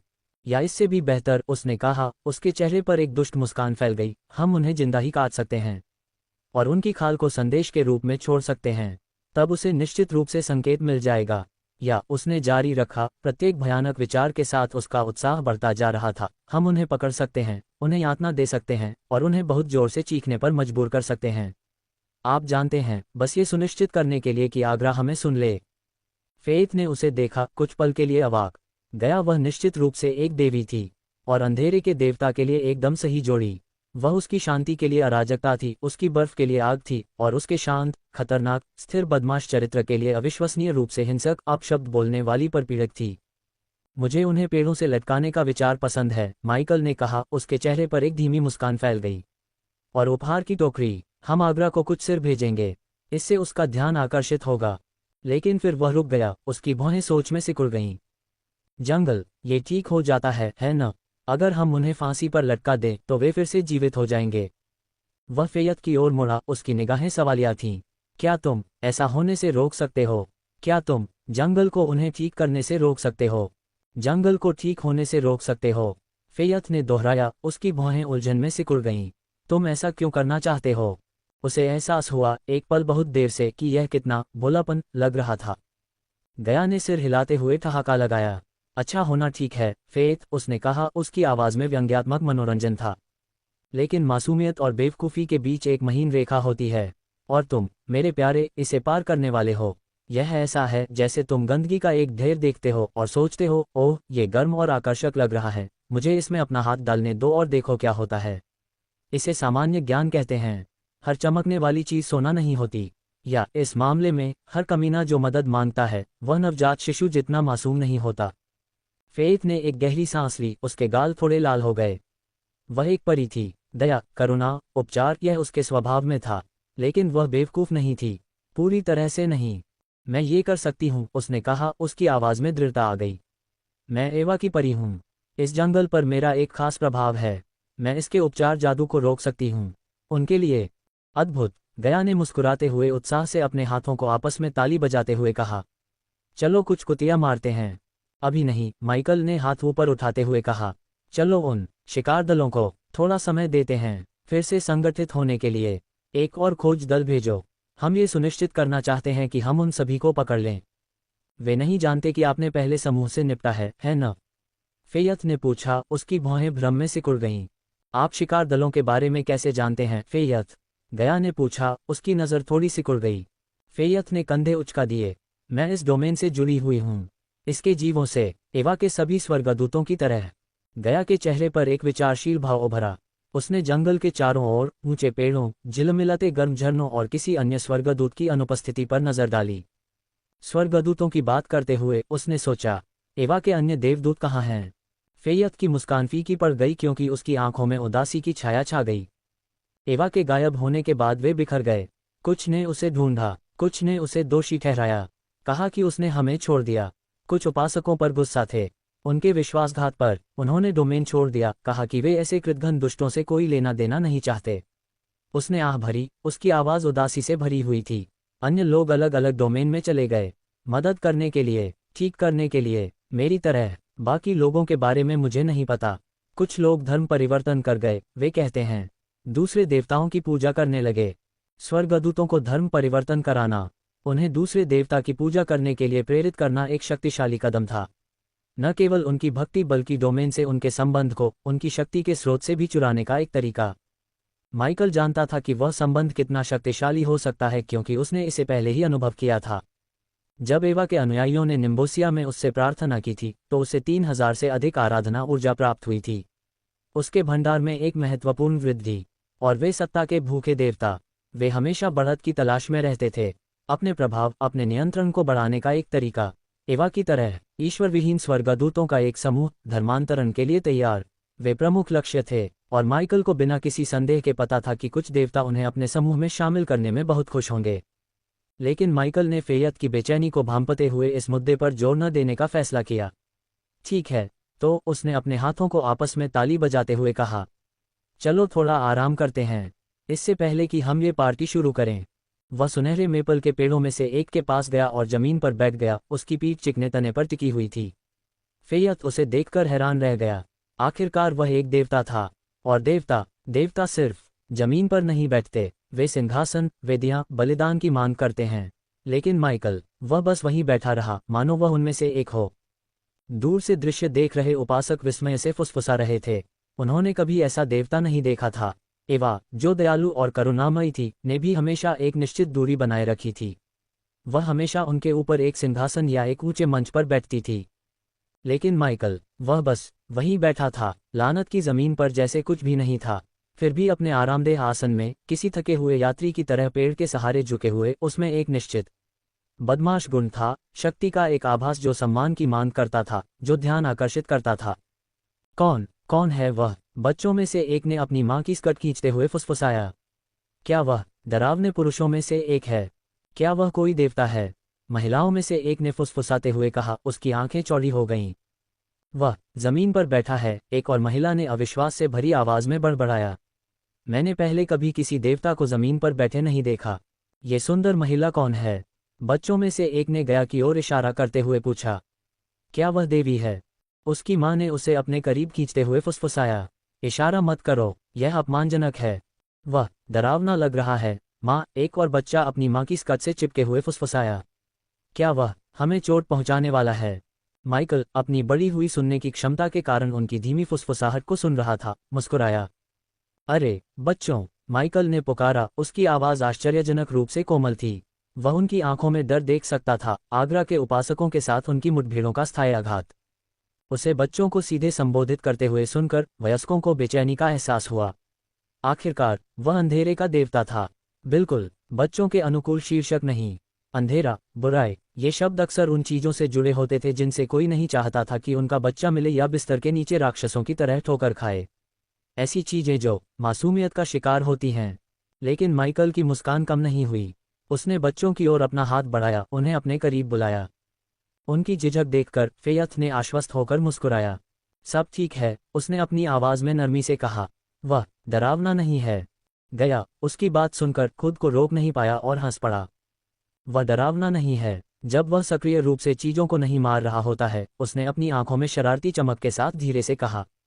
लेकिन बच्चे, उनकी जिज्ञासा उनके डर से अधिक थी, माइकल के पास जाने लगे। पहले तो उनके कदम झिझक रहे थे, फिर जब उन्होंने उसकी आंखों में गर्मजोशी, उसकी मुस्कान की कोमल वक्रता देखी तो वे अधिक आश्वस्त हो गए। क्या तुम ठीक हो, छोटू? उसने पूछा, उसकी आवाज नर्म, दयालु थी। क्या तुमने खाया है? तुम भूखे लग रहे हो। उसे हमेशा बच्चों से बहुत लगाव था, शायद इसलिए क्योंकि उसका अपना बचपन और उसके जीवन का अधिकांश हिस्सा बहुत कठिन और दर्दनाक रहा है। उसने अपने बगल की जगह की ओर इशारा किया। आओ बैठो। बच्चे उसकी आभा से आकर्षित हुए, उसकी भयावह उपाधि और रूप रंग के बावजूद उससे निकलने वाली शांत ऊर्जा। उसके बगल में नरम घास पर बैठ गए। उसने अपने सिस्टम स्टोर में जाकर मुट्ठी भर कैंडी, चॉकलेट बार और चमकीले रंग के लॉलीपॉप निकाले। बच्चों की आंखें चौड़ी हो गईं, उनके चेहरे खुशी और आश्चर्य के मिश्रण से चमक उठे। दृश्य को देखते हुए गया ने अपनी आंखें घुमाईं। हाँ, बच्चों को कैंडी दो, माइकल, उसने रूखेपन से कहा। भयानक काले कवच और खोपड़ी के मुखौटे में सजे हुए। इसमें क्या संदेह हो सकता है? फेयथ ने सिर हिलाते हुए हंसी। तुम्हारी हास्य की भावना अनोखी है, मेरी महिला। गया मुस्कुराई, उसकी नज़रें नर्म पड़ गईं जब उसने माइकल को बच्चों के साथ बातचीत करते देखा। वह उनके साथ अच्छा व्यवहार करता था, धैर्यवान, दयालु। यह उसका एक ऐसा पक्ष था जिसे उसने शायद ही कभी देखा हो। कवच के नीचे के आदमी की एक झलक, अंधेरे का देवता, रक्षक। जब वह देख रही थी कि माइकल बच्चों के साथ कैसे बातचीत करता है, तो उसने खुद को सिंडी के बारे में सोचते हुए पाया। अब वह छोटा सा बेवकूफ क्या कर रहा है, उसने सोचा। उसके होठों पर एक उदास मुस्कान थी। इस बीच अराजकता के मंदिर में किंग जियू बेचैन हो रही थी। वे वापस नहीं आए हैं? उसने पूछा। उसकी आवाज तीखी थी, उसकी नज़र उस घबराए हुए पंथी पर टिकी थी जो उसके सामने खड़ा था। उसका सिर झुका हुआ था, उसके हाथ कांप रहे थे। नहीं, मेरी महिला, पंथी हकलाया। शिकार दल, उन्होंने वापस रिपोर्ट नहीं की है। वोरलाग को बुलाओ, उसने कहा। उसकी आवाज में एक कठोर धार आ गई। एक पल बाद एक व्यक्ति कक्ष में आया। आगरा के कुलीन शिकार दल का कप्तान वोरलाग अराजकता का चलता फिरता अवतार था। वह लंबा, एक रेल की तरह पतला था, जिसके चिकने अस्त व्यस्त काले बाल सभी दिशाओं में फैले हुए थे। उसका चेहरा खोपड़ी, भूत और कई अन्य अप्रिय चीजों को दर्शाते हुए भद्दे टैटू का कैनवास था। उसके पीले और टेढ़े दांत एक सतत व्यंग्य में उजागर थे और उसे अपने नितंबों को खुजलाने की आदत थी जो उसके अनुशासन की कमी के बारे में बहुत कुछ बताती थी। संक्षेप में, वह एक आदर्श आगरा उपासक था। वह, जैसा कि किंग जियू ने कठिन तरीके से सीखा था, एक परपीड़क भी था। एक क्रूर, अप्रत्याशित कमीना जो दर्द देने का आनंद लेता था। इसके लिए तुमने मुझे बुलाया, मेरी महिला? उसने पूछा। उसकी आवाज एक कर्कश गड़गड़ाहट थी, उसकी आंखें, लाल और असंतुलित, कमरे के चारों ओर घूम रही थीं। वोरलाग, तुम्हारा शिकार दल, किंग जियू ने दबे हुए गुस्से से कहा। वे वापस नहीं लौटे हैं। दूसरा भेजो। आदमियों की संख्या दोगुनी करो। उन्हें संचार क्रिस्टल से लैस करो। मुझे इस बारे में बुरा लग रहा है। शांत रहो, मेरी महिला। वे शायद बस थोड़ा मजा कर रहे हैं, थोड़ा पाठ्येतर अराजकता। लेकिन तुम इसकी चिंता मत करो, मैं उन्हें अनुशासित करूंगा। जब वे वापस आएंगे, उन्हें जिंदा ही मार डालो, बस मजे के लिए। वोरलाग ने एक कर्कश हंसी निकाली, एक आवाज जो चॉकबोर्ड पर कीलों की तरह थी। किंग जियू जानती थी कि वह मजाक नहीं कर रहा था। उसने उसे पहले भी ऐसा करते देखा था कि वह इसका आनंद कैसे लेता था। उसके द्वारा पकड़े गए वा उपासकों की चीखें अभी भी उसके बुरे सपनों में गूंज रही थीं। यह कोई खेल नहीं है, वोरलाग, उसने कहा। उसकी आवाज सख्त हो गई। इसे गंभीरता से लो। कर्मा एक बूमरैंग है और हमने इसका काफी संग्रह कर लिया है। अध्याय 1386 आगरा के लिए उपहार आए। किंग जियू की चेतावनी सुनने के बाद वोरलाग ने हंसते हुए बाहर निकलकर किंग जियू को उसके विचारों के साथ अकेला छोड़ दिया। उसने कमरे के चारों ओर देखा, उसकी निगाह अस्त व्यस्त सजावट पर घूम रही थी। गहरे बैंगनी और काले रंग के रेशमी कपड़ों में लिपटा एक किंग साइज का बिस्तर जगह पर हावी था। उसके तकिए बिखरे हुए थे, उसकी चादरें उखड़ी हुई थीं। दीवारों को रंगों के घुमावदार अस्त व्यस्त मिश्रण में रंगा गया था। खून के छींटे जो आगरा की कारीगरी थी, नीले, हरे और पीले रंग की पृष्ठभूमि के खिलाफ अलग से दिखाई दे रहे थे। यह एक बेडरूम और अस्त व्यस्त गंदगी से ज्यादा एक विक्षिप्त कलाकार के कैनवास जैसा लग रहा था। लेकिन किंग जीयू के अपने मन में अराजकता कहीं ज्यादा तीव्र थी। एक कुतरती बेचैनी, किसी चीज का पूर्वाभास उसके ऊपर छा गया था, एक ऐसा एहसास जिससे वह पूरी तरह से बाहर नहीं निकल पा रही थी। जैसे कोई या कोई चीज उसके लिए आ रही हो उसे। आगरा, वह अप्रत्याशित था, अराजक ऊर्जा का एक बवंडर। उसका मूड जितनी जल्दी दिखाई देता था उतनी ही तेजी से बदल जाता था। इस समय वह भगवान जाने क्या कर रहा था या जहां भी उसे मन करे। लेकिन एंडोहर से मिलने के बाद से उसके व्यवहार में एक उल्लेखनीय बदलाव आया था। वह अधिक अनिश्चित था, अधिक हिंसक, अधिक अराजक। उसने अपने अनुयायियों को अपने प्रयास बढ़ाने का आदेश दिया था। पूरे क्षेत्र में अराजकता और आतंक फैलाने के लिए डाकू बढ़ रहे थे, सड़कें असुरक्षित थीं और शांतिवादी देवताओं के सबसे भारी सुरक्षा वाले क्षेत्र भी आगरा के प्रभाव से अछूते नहीं थे। वह 2 दिनों में मंदिर आने वाला था, अपनी मूर्ति को पवित्र करने, अपने अनुयायियों के साथ संवाद करने के लिए। लेकिन किंग जीयू को लग रहा था, एक बुरा एहसास, कि उसकी यात्रा शांतिपूर्ण नहीं होगी। वह अपनी अराजकता को उजागर करने जा रहा था और वह बीच में फंस गई। इस बीच वोरलाग मेस हॉल में चला गया जहां उसके सैनिक जश्न मना रहे थे। हॉल में एक आपदा थी। खाने पीने की चीजों से लदी लंबी लकड़ी की मेजें पलटी हुई थीं, उनका सामान भुना हुआ मांस, ब्रेड के ढेर, शराब के फ्लागन फर्श पर बिखरे हुए थे। शराब के बैरल, उनके नल खुले हुए थे। एक चिपचिपा झागदार तरल पदार्थ बह रहा था जो पत्थर के फर्श पर लगे अन्य तरल पदार्थों के साथ मिल गया। कुछ श्रद्धालु, जिनके चेहरे उनके नेता के समान ही विचित्र प्रतीकों से रंगे हुए थे, कोने में गा रहे थे और पेशाब कर रहे थे। अरे ग्रोगनाक, उनमें से एक ने बड़बड़ाते हुए कहा, उसके शब्द मुश्किल से समझ में आ रहे थे। क्या तुमने देखा कि? योगिनी कुतिया से मैंने पूछताछ की। वह एक बंशी की तरह चिल्लाए। मुझे यकीन है कि उसने दिव्य स्वाद लिया होगा, एक अन्य उपासक ने अपने हाथ के पिछले हिस्से से अपना मुंह पोंछते हुए कहा। मैं आज रात इस कुंवारी लड़की को आगरा में बलि चढ़ाने जा रहा हूं, एक तीसरे उपासक ने घोषणा की। एक युवती के बालों को पकड़कर उसका सिर पीछे की ओर खींचा। वह शुद्ध लोगों से प्यार करता है। यह घोर अराजकता का दृश्य था। डाक आर्मी के अनुशासित, व्यवस्थित रैंकों से बहुत अलग, जिन्होंने अपनी जीत का जश्न बहुत कम उल्टी और सार्वजनिक पेशाब के साथ मनाया। वोरलाग ने चिल्लाने और अपने सैनिकों पर कुछ व्यवस्था थोपने की कोशिश करने के बजाय बस मुस्कुराया। उसकी आंखों में एक क्रूर शिकारी चमक थी। उसने पास में पड़े एक शराब के मग को पकड़ा, जिसकी लकड़ी की सतह पर कुछ दाग था, और एक मेज पर चढ़ गया। उसके जूते फेंके गए भोजन पर चटक रहे थे। उसने एक विशेष रूप से उत्साही उपासक को देखा, जो वर्तमान में एक अन्य पंथवादी पर मुट्ठी भर मसले हुए आलू फेंकने की प्रक्रिया में था। ठहाकों की गड़गड़ाहट के साथ वोरलाग ने मग को उस आदमी के सिर पर पटक दिया। हॉल में लकड़ी के टूटने की आवाज गूंजी। उसके बाद एक स्तब्ध सन्नाटा छा गया। ठीक है, तुम शराबी कमीनों, वोरलाग ने दहाड़ते हुए कहा। उसकी आवाज पूरे हॉल में गूंज रही थी। सुनो, वो शिकार करने वाली पार्टी जिसे हमने एवा के जंगल में भेजा था, उन्होंने वापस रिपोर्ट नहीं की है। वह मुस्कुराया, उसकी रक्तरंजित आंखों में एक क्रूर चमक थी। तो मैं एक और शिकार दल भेज रहा हूं, उन्हें खोजने के लिए। अगर वे मर चुके हैं तो मैं चाहता हूं कि उनके शव वापस लाए जाएं। हम उनकी अक्षमता का जश्न मनाएंगे, और अगर वे अभी भी सांस ले रहे हैं तो वे चाहेंगे कि वे न हों। उन्होंने किंग जीयू को चिंता में डाल दिया, और इसकी अनुमति नहीं है। जैसे ही उसने आदेश दिया, मेस हॉल जयकारों से गूंज उठा। उपासक, जो पहले की मौज मस्ती को कुछ पल के लिए भूल गए थे, अपने पैरों पर खड़े हो गए। उनकी आंखें खून के प्यासे उत्साह से चमक रही थीं। यहां तक कि जिसका सिर अभी अभी शराब के मग से कुचला गया था, उसका चेहरा खून और लकड़ी के टुकड़ों से लथपथ था। वह भी खुशी से चिल्लाया, शिकार में शामिल होने के लिए उत्सुक था। आगरा की सेना में अनुशासन बिल्कुल भी प्राथमिकता नहीं थी। वे शस्त्रागार की ओर बढ़े, एक बड़ा अव्यवस्थित कक्ष जिसमें हथियार और कवच भरे हुए थे।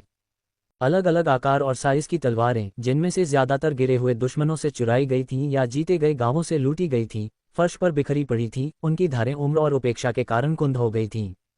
धनुष और तीर के तरकश, उनके पंख टूटे हुए और उनकी नोकें जंग लगी हुई थीं, कोनों में बेतरतीब ढंग से रखे हुए थे। भाले, भाले और कुल्हाड़ियां, जिनमें से कुछ अभी भी सूखे खून से सने हुए थे, दीवारों से टिकी हुई थीं। ये वास्तव में सबसे ज्यादा व्यवस्थित शस्त्रागार नहीं था, लेकिन इसने अपना उद्देश्य पूरा किया। वोरलाग ने अपने सैनिकों को हथियारबंद होते देखा। उसके चेहरे पर मनोरंजन और घृणा का मिश्रण था। उसने एक विशेष रूप से उत्साही उपासक को सब कुछ हथियाने की कोशिश करते देखा। आगरा के नाम पर तुम क्या सोच रहे हो, गोरोक? उसने उपासक के सिर के पीछे थप्पड़ मारते हुए दहाड़ लगाए। वह आदमी, जो 2 भलों, एक धनुष और तीर और एक भाले को संभालने की कोशिश कर रहा था, लड़खड़ा गया और उसके ज्यादातर हथियार एक झटके के साथ गिर गए। ओह, युद्ध की तैयारी कर रहे हो, कैप्टन? ग्रोंक ने हकलाते हुए कहा। उसकी आंखें भ्रम से चौड़ी हो गई थीं। 2 भाले, एक धनुष और तीरों के एक तरकश के साथ। वोल्लाग ने अविश्वास में अपना सिर हिलाते हुए उपहास किया। क्या तुम अपनी गांड से तीर चलाते हुए उन भालों को घुमाने की योजना बना रहे हो? क्योंकि सच में तुम्हारा निशाना इतना खराब है कि तुम शायद खुद को ही मार लोगे। एक चुनो, बेवकूफ, और सुनिश्चित करो कि तुम्हारा छोटा सा दिमाग कम से कम एक हथियार तो संभाल सकता है, इससे पहले कि हमारे दुश्मन हंसी से मर जाएं। उसने अपना सिर हिलाया, उसके चेहरे पर मनोरंजन और झुंझलाहट का मिश्रण था। आगरा, मुझे शक्ति दो, उसने बुदबुदाया। कभी कभी मुझे आश्चर्य होता है कि मैं क्यों परेशान होता हूँ। ग्रोंक ने डांटा। भालों में से एक को गिरा दिया और उसकी जगह जंग लगी कुल्हाड़ी पकड़ ली। फिर उनमें से 20 अनुभवी शिकारियों और उत्सुक रंगरूटों का मिश्रण अपने हथियार बांधे और उत्साहित चिल्लाहट के साथ मंदिर के मैदान से निकल गए, आगरा के प्रति अपनी वफादारी साबित करने के लिए तैयार। दूसरी ओर एक ऊंचे ओक के पेड़ की शाखाओं में बैठे माइकल, गया और फेयत शिकार करने वाले दल को आते हुए देख रहे थे। हरे भरे अभयारण्य में रात हो चुकी थी, जंगल के फर्श पर लंबी छायाएं पड़ रही थीं। अंधेरे ने माइकल की पहले से ही दुर्जेय शक्ति को और बढ़ा दिया था। उसे वास्तव में बढ़ावा की जरूरत नहीं थी, इन कीड़ों से निपटने के लिए नहीं, लेकिन वह शिकायत करने वाला नहीं था। जबकि माइकल शांत था, गया उनकी आपूर्ति की जांच कर रही थी। वह रस्सियां, मोटी और मजबूत, और कुछ लकड़ी के बक्से लेकर आई थी, जिनकी सतह को सावधानी से रेत कर पॉलिश किया गया था। उसने रस्सियों की तन्य शक्ति का परीक्षण किया, उन्हें एक संतुष्ट मुस्कान के साथ खींचा। उसने बक्सों की चिकनी लकड़ी पर अपना हाथ फिराया, एक विचारशील भौं उसके माथे पर उभरी। शायद मुझे उन्हें थोड़ा सा सजाना चाहिए, उसने लकड़ी पर एक नाखून टैप करते हुए सोचा। कुछ खोपड़ियां, खून से बनाई गई कुछ आकृतियां। तुम क्या सोचते हो, इंसान? थोड़ी कलात्मक प्रतिभा कभी नुकसान नहीं पहुंचाती, है न? गया की तैयारियों को मनोरंजन और आशंका के मिश्रण के साथ देखते हुए फेथ यह सोचने से खुद को नहीं रोक पाई कि उसने खुद को किस मुसीबत में डाल लिया है। वे आ रहे हैं, उसने कहा। उसकी आवाज़ धीमी फुसफुसाहट वाली थी, उसकी नज़र जंगल के किनारे पर टिकी हुई थी। मैं उन्हें महसूस कर सकती हूँ। माइकल और गया ने उसकी निगाहों का अनुसरण किया, उनकी आंखें पेड़ों, छायाओं, बीच की जगहों को स्कैन कर रही थीं। 20 या उससे ज्यादा लोगों का एक समूह अंधेरे से उभरा, उनके काले वस्त्र छायाओं के साथ घुल मिल गए, उनकी हरकतें सतर्क थीं, उनके हथियार तैयार थे। उनके पास संचार क्रिस्टल हैं। माइकल ने पंथवादियों की बेल्ट से जुड़े छोटे, चमकते क्रिस्टल को देखा। स्मार्ट। वे अलग हो रहे हैं, फेथ ने कहा, उसकी भौहें सिकुड़ गईं। वे खोज रहे हैं हमारे लिए। इससे भी बेहतर, माइकल ने मुस्कुराते हुए कहा। वे सोचते हैं कि वे शिकारी हैं, उन्हें पता ही नहीं है, वे शिकार हैं। गया पर यह विडंबना छिपी नहीं थी। ये आगरा के उपासक, अराजकता के ये स्वघोषित एजेंट, शिकार के रोमांच में दूसरों को दर्द और पीड़ा पहुंचाने में आनंद लेते थे। उन्हें लगता था कि वे शिकारी हैं, लेकिन वे शिकार बनने वाले थे। अपने सामान्य अराजक स्वभाव के बावजूद पंथवादी जंगल में प्रवेश करते ही आश्चर्यजनक अनुशासन के साथ आगे बढ़े। उनकी हंसी और शोरगुल शांत हो गया, एक तनावपूर्ण चुप्पी ने उनकी आंखों को लगातार आसपास के वातावरण को स्कैन कर रहा था। वे सावधान थे। पिछले समूह के विपरीत, उन्होंने जंगल को कम नहीं आंका और इसके खतरों को नजरअंदाज नहीं किया।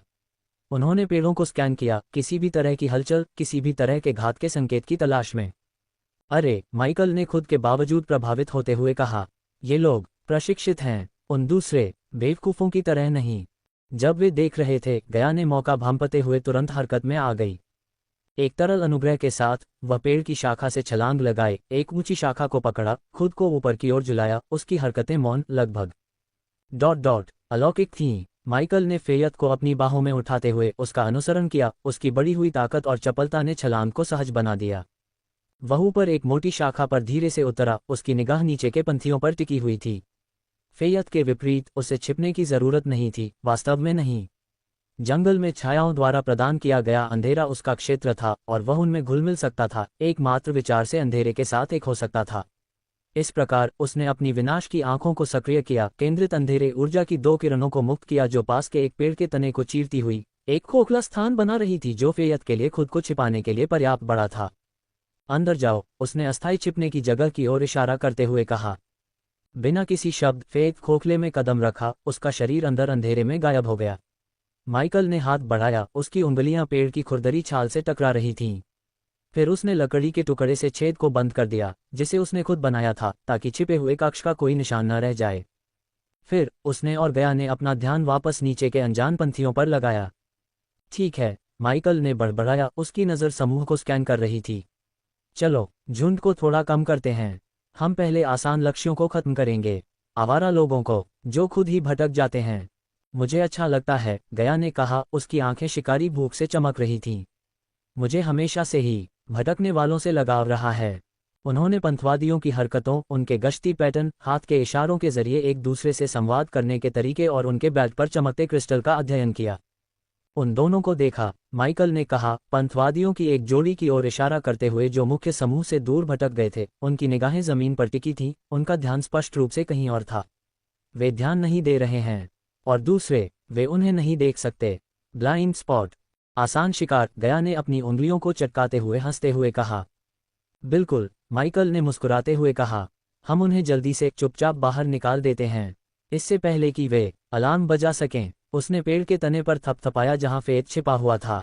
फेथ, उसने धीमी आवाज में फुसफुसाते हुए पुकारा, उपचार बंद करो इस क्षेत्र में। मैं नहीं चाहती कि ये कमीने फिर से जीवित हो जाएं। अपने छिपे हुए कक्ष के अंदर फेथ ने अपनी आंखें बंद कर लीं, अपनी इच्छाशक्ति पर ध्यान केंद्रित किया।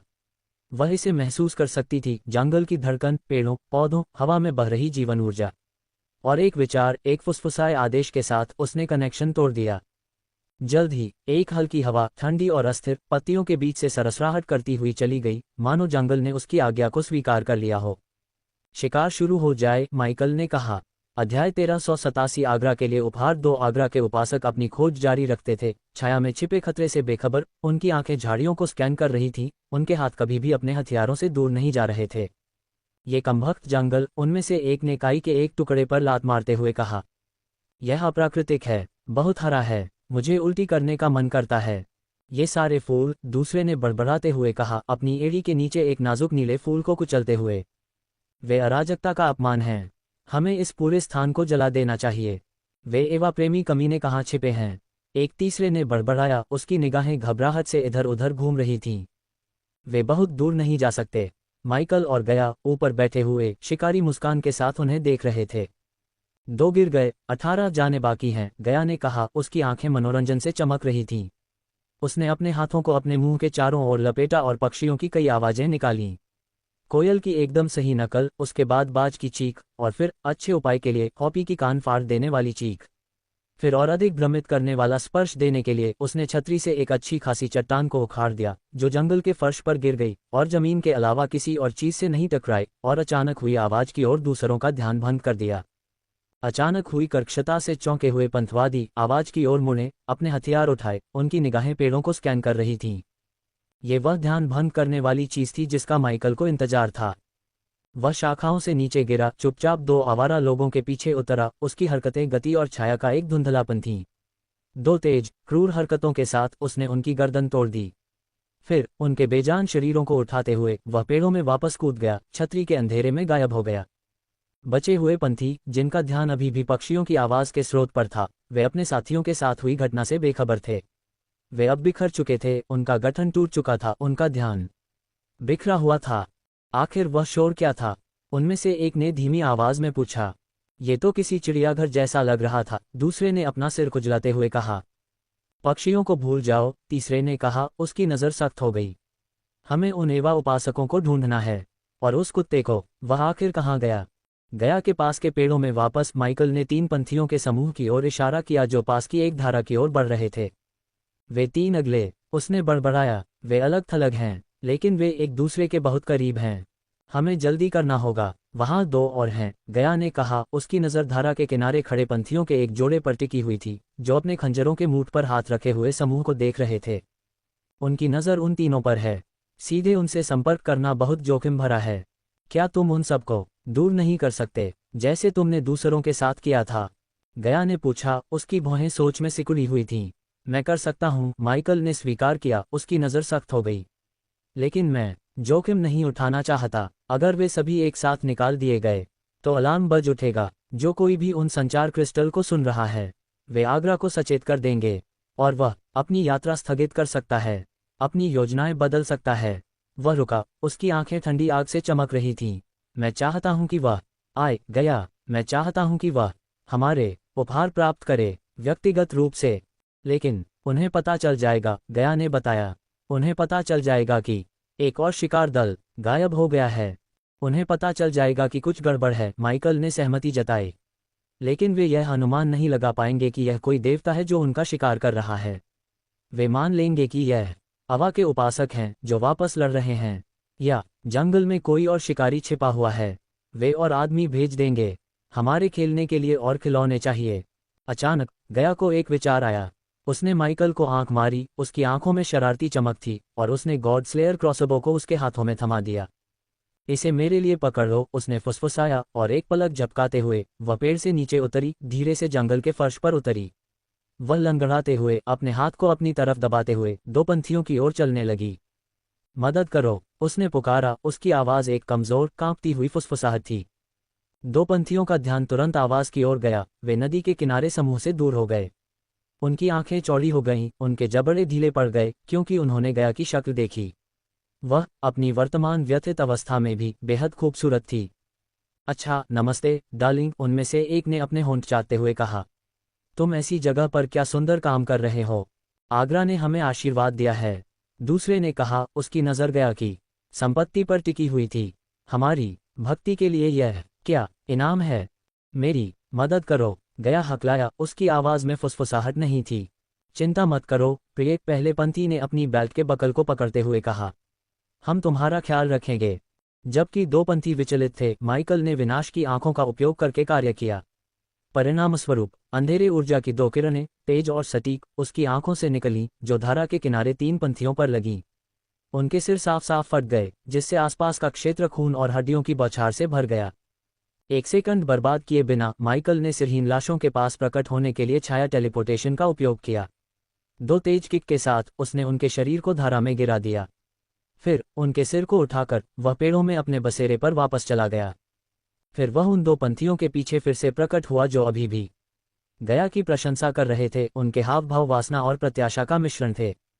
मजा आ रहा है लड़कों, माइकल ने गुर्राहट की। उसकी आवाज में गड़गड़ाहट की धीमी गड़गड़ाहट थी। और उस पल गया को देखने वाले दोनों के असहाय आतंक का भाव बदल गया। उसकी मुद्रा सीधी हो गई, उसकी आंखें सख्त हो गईं, और उसके होठों पर एक धीमी, शिकारी मुस्कान फैल गई। क्या? पंथियों में से एक ने कहा। उसकी आंखें भ्रम में चौड़ी हो गईं। तुम झूठ बोल रहे हो, दूसरे ने दहाड़ते हुए कहा। उसका हाथ उसके खंजर की ओर बढ़ रहा था। तुम्हें लगता है कि तुम अपनी संकटग्रस्त युवती की बकवास से हमें बेवकूफ़ बना सकते हो? तुम उनमें से एक हो, है न? उनवा पूजा करने वालों में से एक। अपने पीछे देखो, गया ने फुसफुसाया। उसकी आवाज़ में मनोरंजन था। इससे पहले कि वे मुड़ पाते, माइकल ने अपना क्रोध प्रकट कर दिया। उसके फैले हुए हाथ से निकली काली लपटों की एक लहर ने दोनों पंथियों को अपनी चपेट में ले लिया। उनकी चीखें नरक में समा गईं और उनके शरीर भस्म हो गए। वे धुएं के ढेर के अलावा कुछ नहीं रह गए। उसने उनके सिर इकट्ठा करने की भी जहमत नहीं उठाई। जिस तरह से उन्होंने गया को देखा था, उसके बाद तो बिल्कुल भी नहीं। 12 बचे हैं, माइकल ने बड़बड़ाते हुए कहा। उसकी नज़र जंगल में घूम रही थी, शेष पंथियों की हरकतों पर नज़र रख रही थी। वे डर रहे हैं। अचानक एक बेहोश, स्पंदित प्रकाश जो त्यागे गए संचार क्रिस्टल में से एक से निकल रहा था, ने उसका ध्यान खींचा। लगता है कोई चेक इन कर रहा है, गया ने अपनी आंखों में शरारती चमक के साथ कहा। वे छतरी के अंदर चले गए, पत्तियों और शाखाओं के बीच छिप गए, देखते रहे कि एक पंथी ने चमकते हुए क्रिस्टल को उठाया और उसे अपने कान के पास रखा। क्रिस्टल, जो कभी चमकीला नीला था, टिमटिमा रहा था। उसकी रोशनी फीकी ग्रे हो गई। वो लाग यहाँ है, एक कर्कश आवाज जिसमें अधीरता का संकेत था, क्रिस्टल से गूंजी। रिपोर्ट करें, वहाँ क्या चल रहा है? नोव एल बी JNN। हम जंगल में हैं, कैप्टन, पंथी ने उत्तर दिया। उसकी आवाज़ में हिचकिचाहट थी। अभी भी बारूक और अन्य लोगों की तलाश कर रहे हैं। क्रिस्टल द्वारा प्रवर्धित वोरलाग की आवाज़ पेड़ों के बीच से गूंज उठी, इतनी तेज कि माइकल और गया हर शब्द सुन सकें। तुम घंटों से खोज रहे हो, तुम अक्षम मूर्ख, उसने दहाड़ लगाई। तुम वहाँ क्या कर रहे हो? एक लानत भरी पिकनिक मना रहे हो? क्या तुम एक दूसरे के बाल बांधने के लिए रुके हो? क्या तुमने कोई पेड़ पर घर बनाया है? उन बेवकूफ़ों को खोजो और उन्हें अभी खोजो। पंथवादी, उसका चेहरा पीला पड़ गया। उसने जल्दबाजी में पुष्टि की।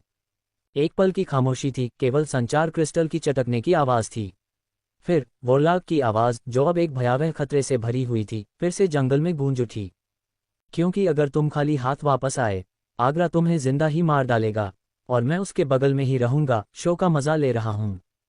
आगरा, लेकिन लेडी किंग जीव ने कहा। वह यहाँ है, वोरलाग ने पुष्टि की, उसकी आवाज़ में एक अजीब सी खुशी थी। उम्मीद से पहले आ गया। आश्चर्य, जब तुम अराजकता के भगवान हो तो यही होता है। समय की पाबंदी हारने वालों के लिए है। खैर, ये बिल्कुल भी आश्चर्यजनक नहीं था। अराजकता का देवता बिना बताया आ गया। अगर वह वास्तव में अपने निर्धारित कार्यक्रम पर कायम रहता तो यह और भी चौंकाने वाला होता। माइकल और गया ने निराशा और निराशा के भाव में अपनी भौहें ऊपर उठाकर एक दूसरे को देखा। बेशक वह जल्दी आ गया है, गया ने आंखें घुमाते हुए कहा। हमें क्या उम्मीद थी? वह आदमी चलता फिरता, बात करने वाला तूफान है। इसने उनकी योजनाओं में खलल डाला, निश्चित रूप से। उन्हें उम्मीद थी कि तैयारी करने, जाल बिछाने, उपहार इकट्ठा करने के लिए 2 दिन का समय मिलेगा। लेकिन माइकल ने बस कंधे उचका दिए, क्योंकि उसे योजनाओं के बदलने और शांत रहने की आदत थी। समय आ गया है सुधार करने का, उसने कहा। उसके चेहरे पर एक शिकारी मुस्कान फैल गई। हमें बस चीजों को थोड़ा तेज करना होगा, माइकल ने कहा। उन्हें जंगल तैयार करना होगा, शांति के तालाब के चारों ओर जाल बिछाना होगा, और बिना समय बर्बाद किए आगरा को अपना संदेश पहुंचाना होगा। अराजकता के मंदिर में वापस किंग जीव असहज थी। वह अपने कक्षों में चहलकदमी कर रही थी, उसका मन चिंता और पूर्वाभास के भंवर में था जब वह आया था। आगरा, वह कमरे में उछल पड़ा, उसकी हमेशा की तरह उन्मत्त ऊर्जा बढ़ गई, उसकी आंखें एक अराजक रोशनी से चमक रही थी जिससे उसकी त्वचा सिहर उठी। उसने उसके चेहरे को अपने हाथों में थाम लिया, उसका स्पर्श थोड़ा बहुत कठोर, थोड़ा बहुत अधिकार जताने वाला था, और उसे देखकर मुस्कुराया। उसका रंगा हुआ चेहरा स्नेह और वासना का एक विचित्र मुखौटा था, लेकिन उसके साथ ये बताना मुश्किल था। मेरी खूबसूरत किंग जीव को क्या परेशान करता है? उसने पूछा, म्याऊं करते हुए। मुझे बताओ मेरे प्यार, कौन से काले विचार तुम्हारे पूरी तरह से गड़े हुए माथे पर छाए हुए हैं? किंग जीव को अनुभव से पता था कि आगरा से चीजें छिपाने की कोशिश करना व्यर्थ था। उसके पास उसकी भावनाओं, उसके डर, उसके रहस्यों को महसूस करने का एक तरीका था, खासकर जब वह उसके आसपास होता था। और इसके अलावा वह ये नहीं बता सकती थी कि उसे लापता शिकार दल के बारे में अभी तक पता है या नहीं। ये शिकारी हैं, आगरा, उसने कहा, उसकी आवाज़ एक संकोची फुसफुसाहट थी। जिन्हें हमने एवा के उपासकों के पीछे भेजा था, वे वापस नहीं आए हैं। मैंने वोरलाग को एक और समूह भेजने के लिए भेजा था, लेकिन मुझे बुरा लग रहा है।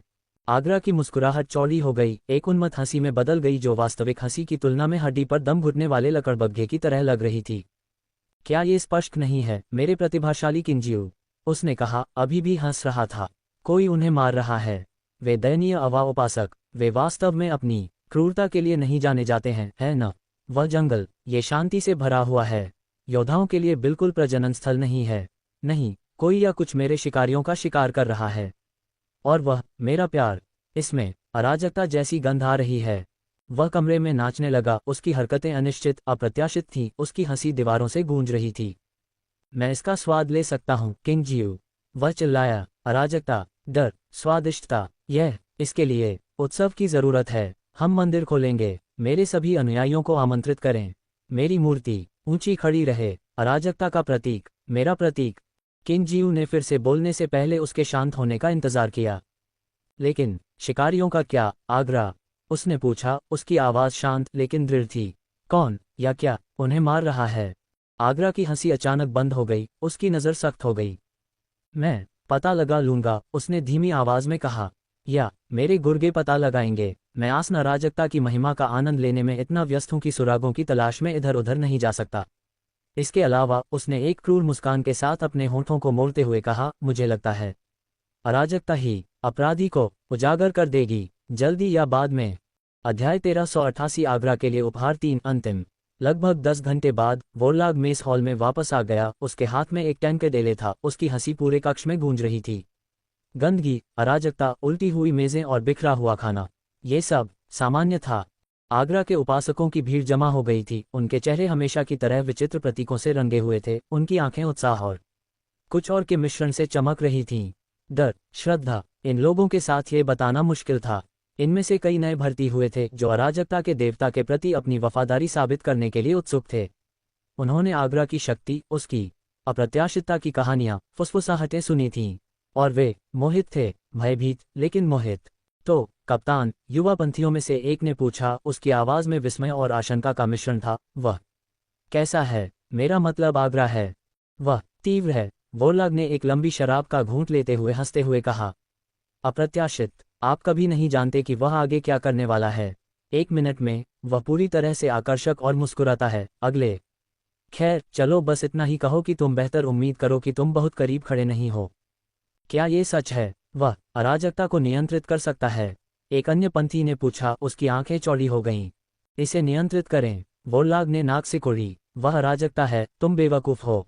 वह इसका अवतार है। वह इसे नियंत्रित नहीं करता, वह बन जाता है। लेकिन वह अराजकता का देवता कैसे बन गया? एक तीसरे पंथी ने पूछा। मेरा मतलब है, क्या ये शीर्षक कुछ हद तक स्वघोषित नहीं है? ये सवाल इन नए भर्ती लोगों के लिए अद्वितीय नहीं था। ये देवताओं के क्षेत्र में कई लोगों द्वारा साझा किया गया संदेह था। बिना डोमेन वाले देवता युद्ध, उपचार, बुद्धि, समय या स्थान जैसे विशेषज्ञता के किसी विशिष्ट क्षेत्र के बिना अक्सर दूसरे दर्जे के नागरिक माने जाते थे। वे वास्तव में किसी भी चीज के देवता नहीं थे, और बिना डोमेन के, बिना किसी कारण के नश्वर लोगों के लिए उनसे प्रार्थना करने, उन्हें अपनी भक्ति, उनकी पूजा ऊर्जा अर्पित करने के लिए वे शक्तिहीन थे। और देवताओं के क्षेत्र में शक्ति ही सब कुछ थी। यही उनके उत्थान को बढ़ावा देती थी, यही ईश्वरीय पदानुक्रम में उनका स्थान निर्धारित करती थी। उपासकों के बिना, पूजा ऊर्जा की उस निरंतर धारा के बिना कोई देवता रैंक पर नहीं चढ़ सकता था, प्रभाव प्राप्त नहीं कर सकता था, एक उचित देवता नहीं हो सकता था। वे अप्रासंगिक थे। और आगरा अप्रासंगिकता को बर्दाश्त नहीं करता था। वह सम्मान की मांग करता था, उस तरह का सम्मान जो शक्ति, भय, पूजा के साथ आता है। वह ईश्वरीय पदानुक्रम में दूसरे दर्जे का नागरिक होना स्वीकार नहीं करेगा। वह एक देवता होगा, चाहे दूसरे इसे पसंद करें या नहीं। वोरलाग ने अपनी दाढ़ी से थोड़ा सा झाग पोंछते हुए कहा। उस समय आगरा वह कोई नहीं था, एक ऐसा देवता जिसका कोई क्षेत्र नहीं था। वह एक जगह से दूसरी जगह भटकता था, एक ब्रह्मांडीय आवारा की तरह अपना उद्देश्य खोजने की कोशिश करता था। अब वह एक सुंदर कमीना था, मैं उसे यह बात बता दूंगा। और नश्वर लोग, वे उससे प्यार करते थे।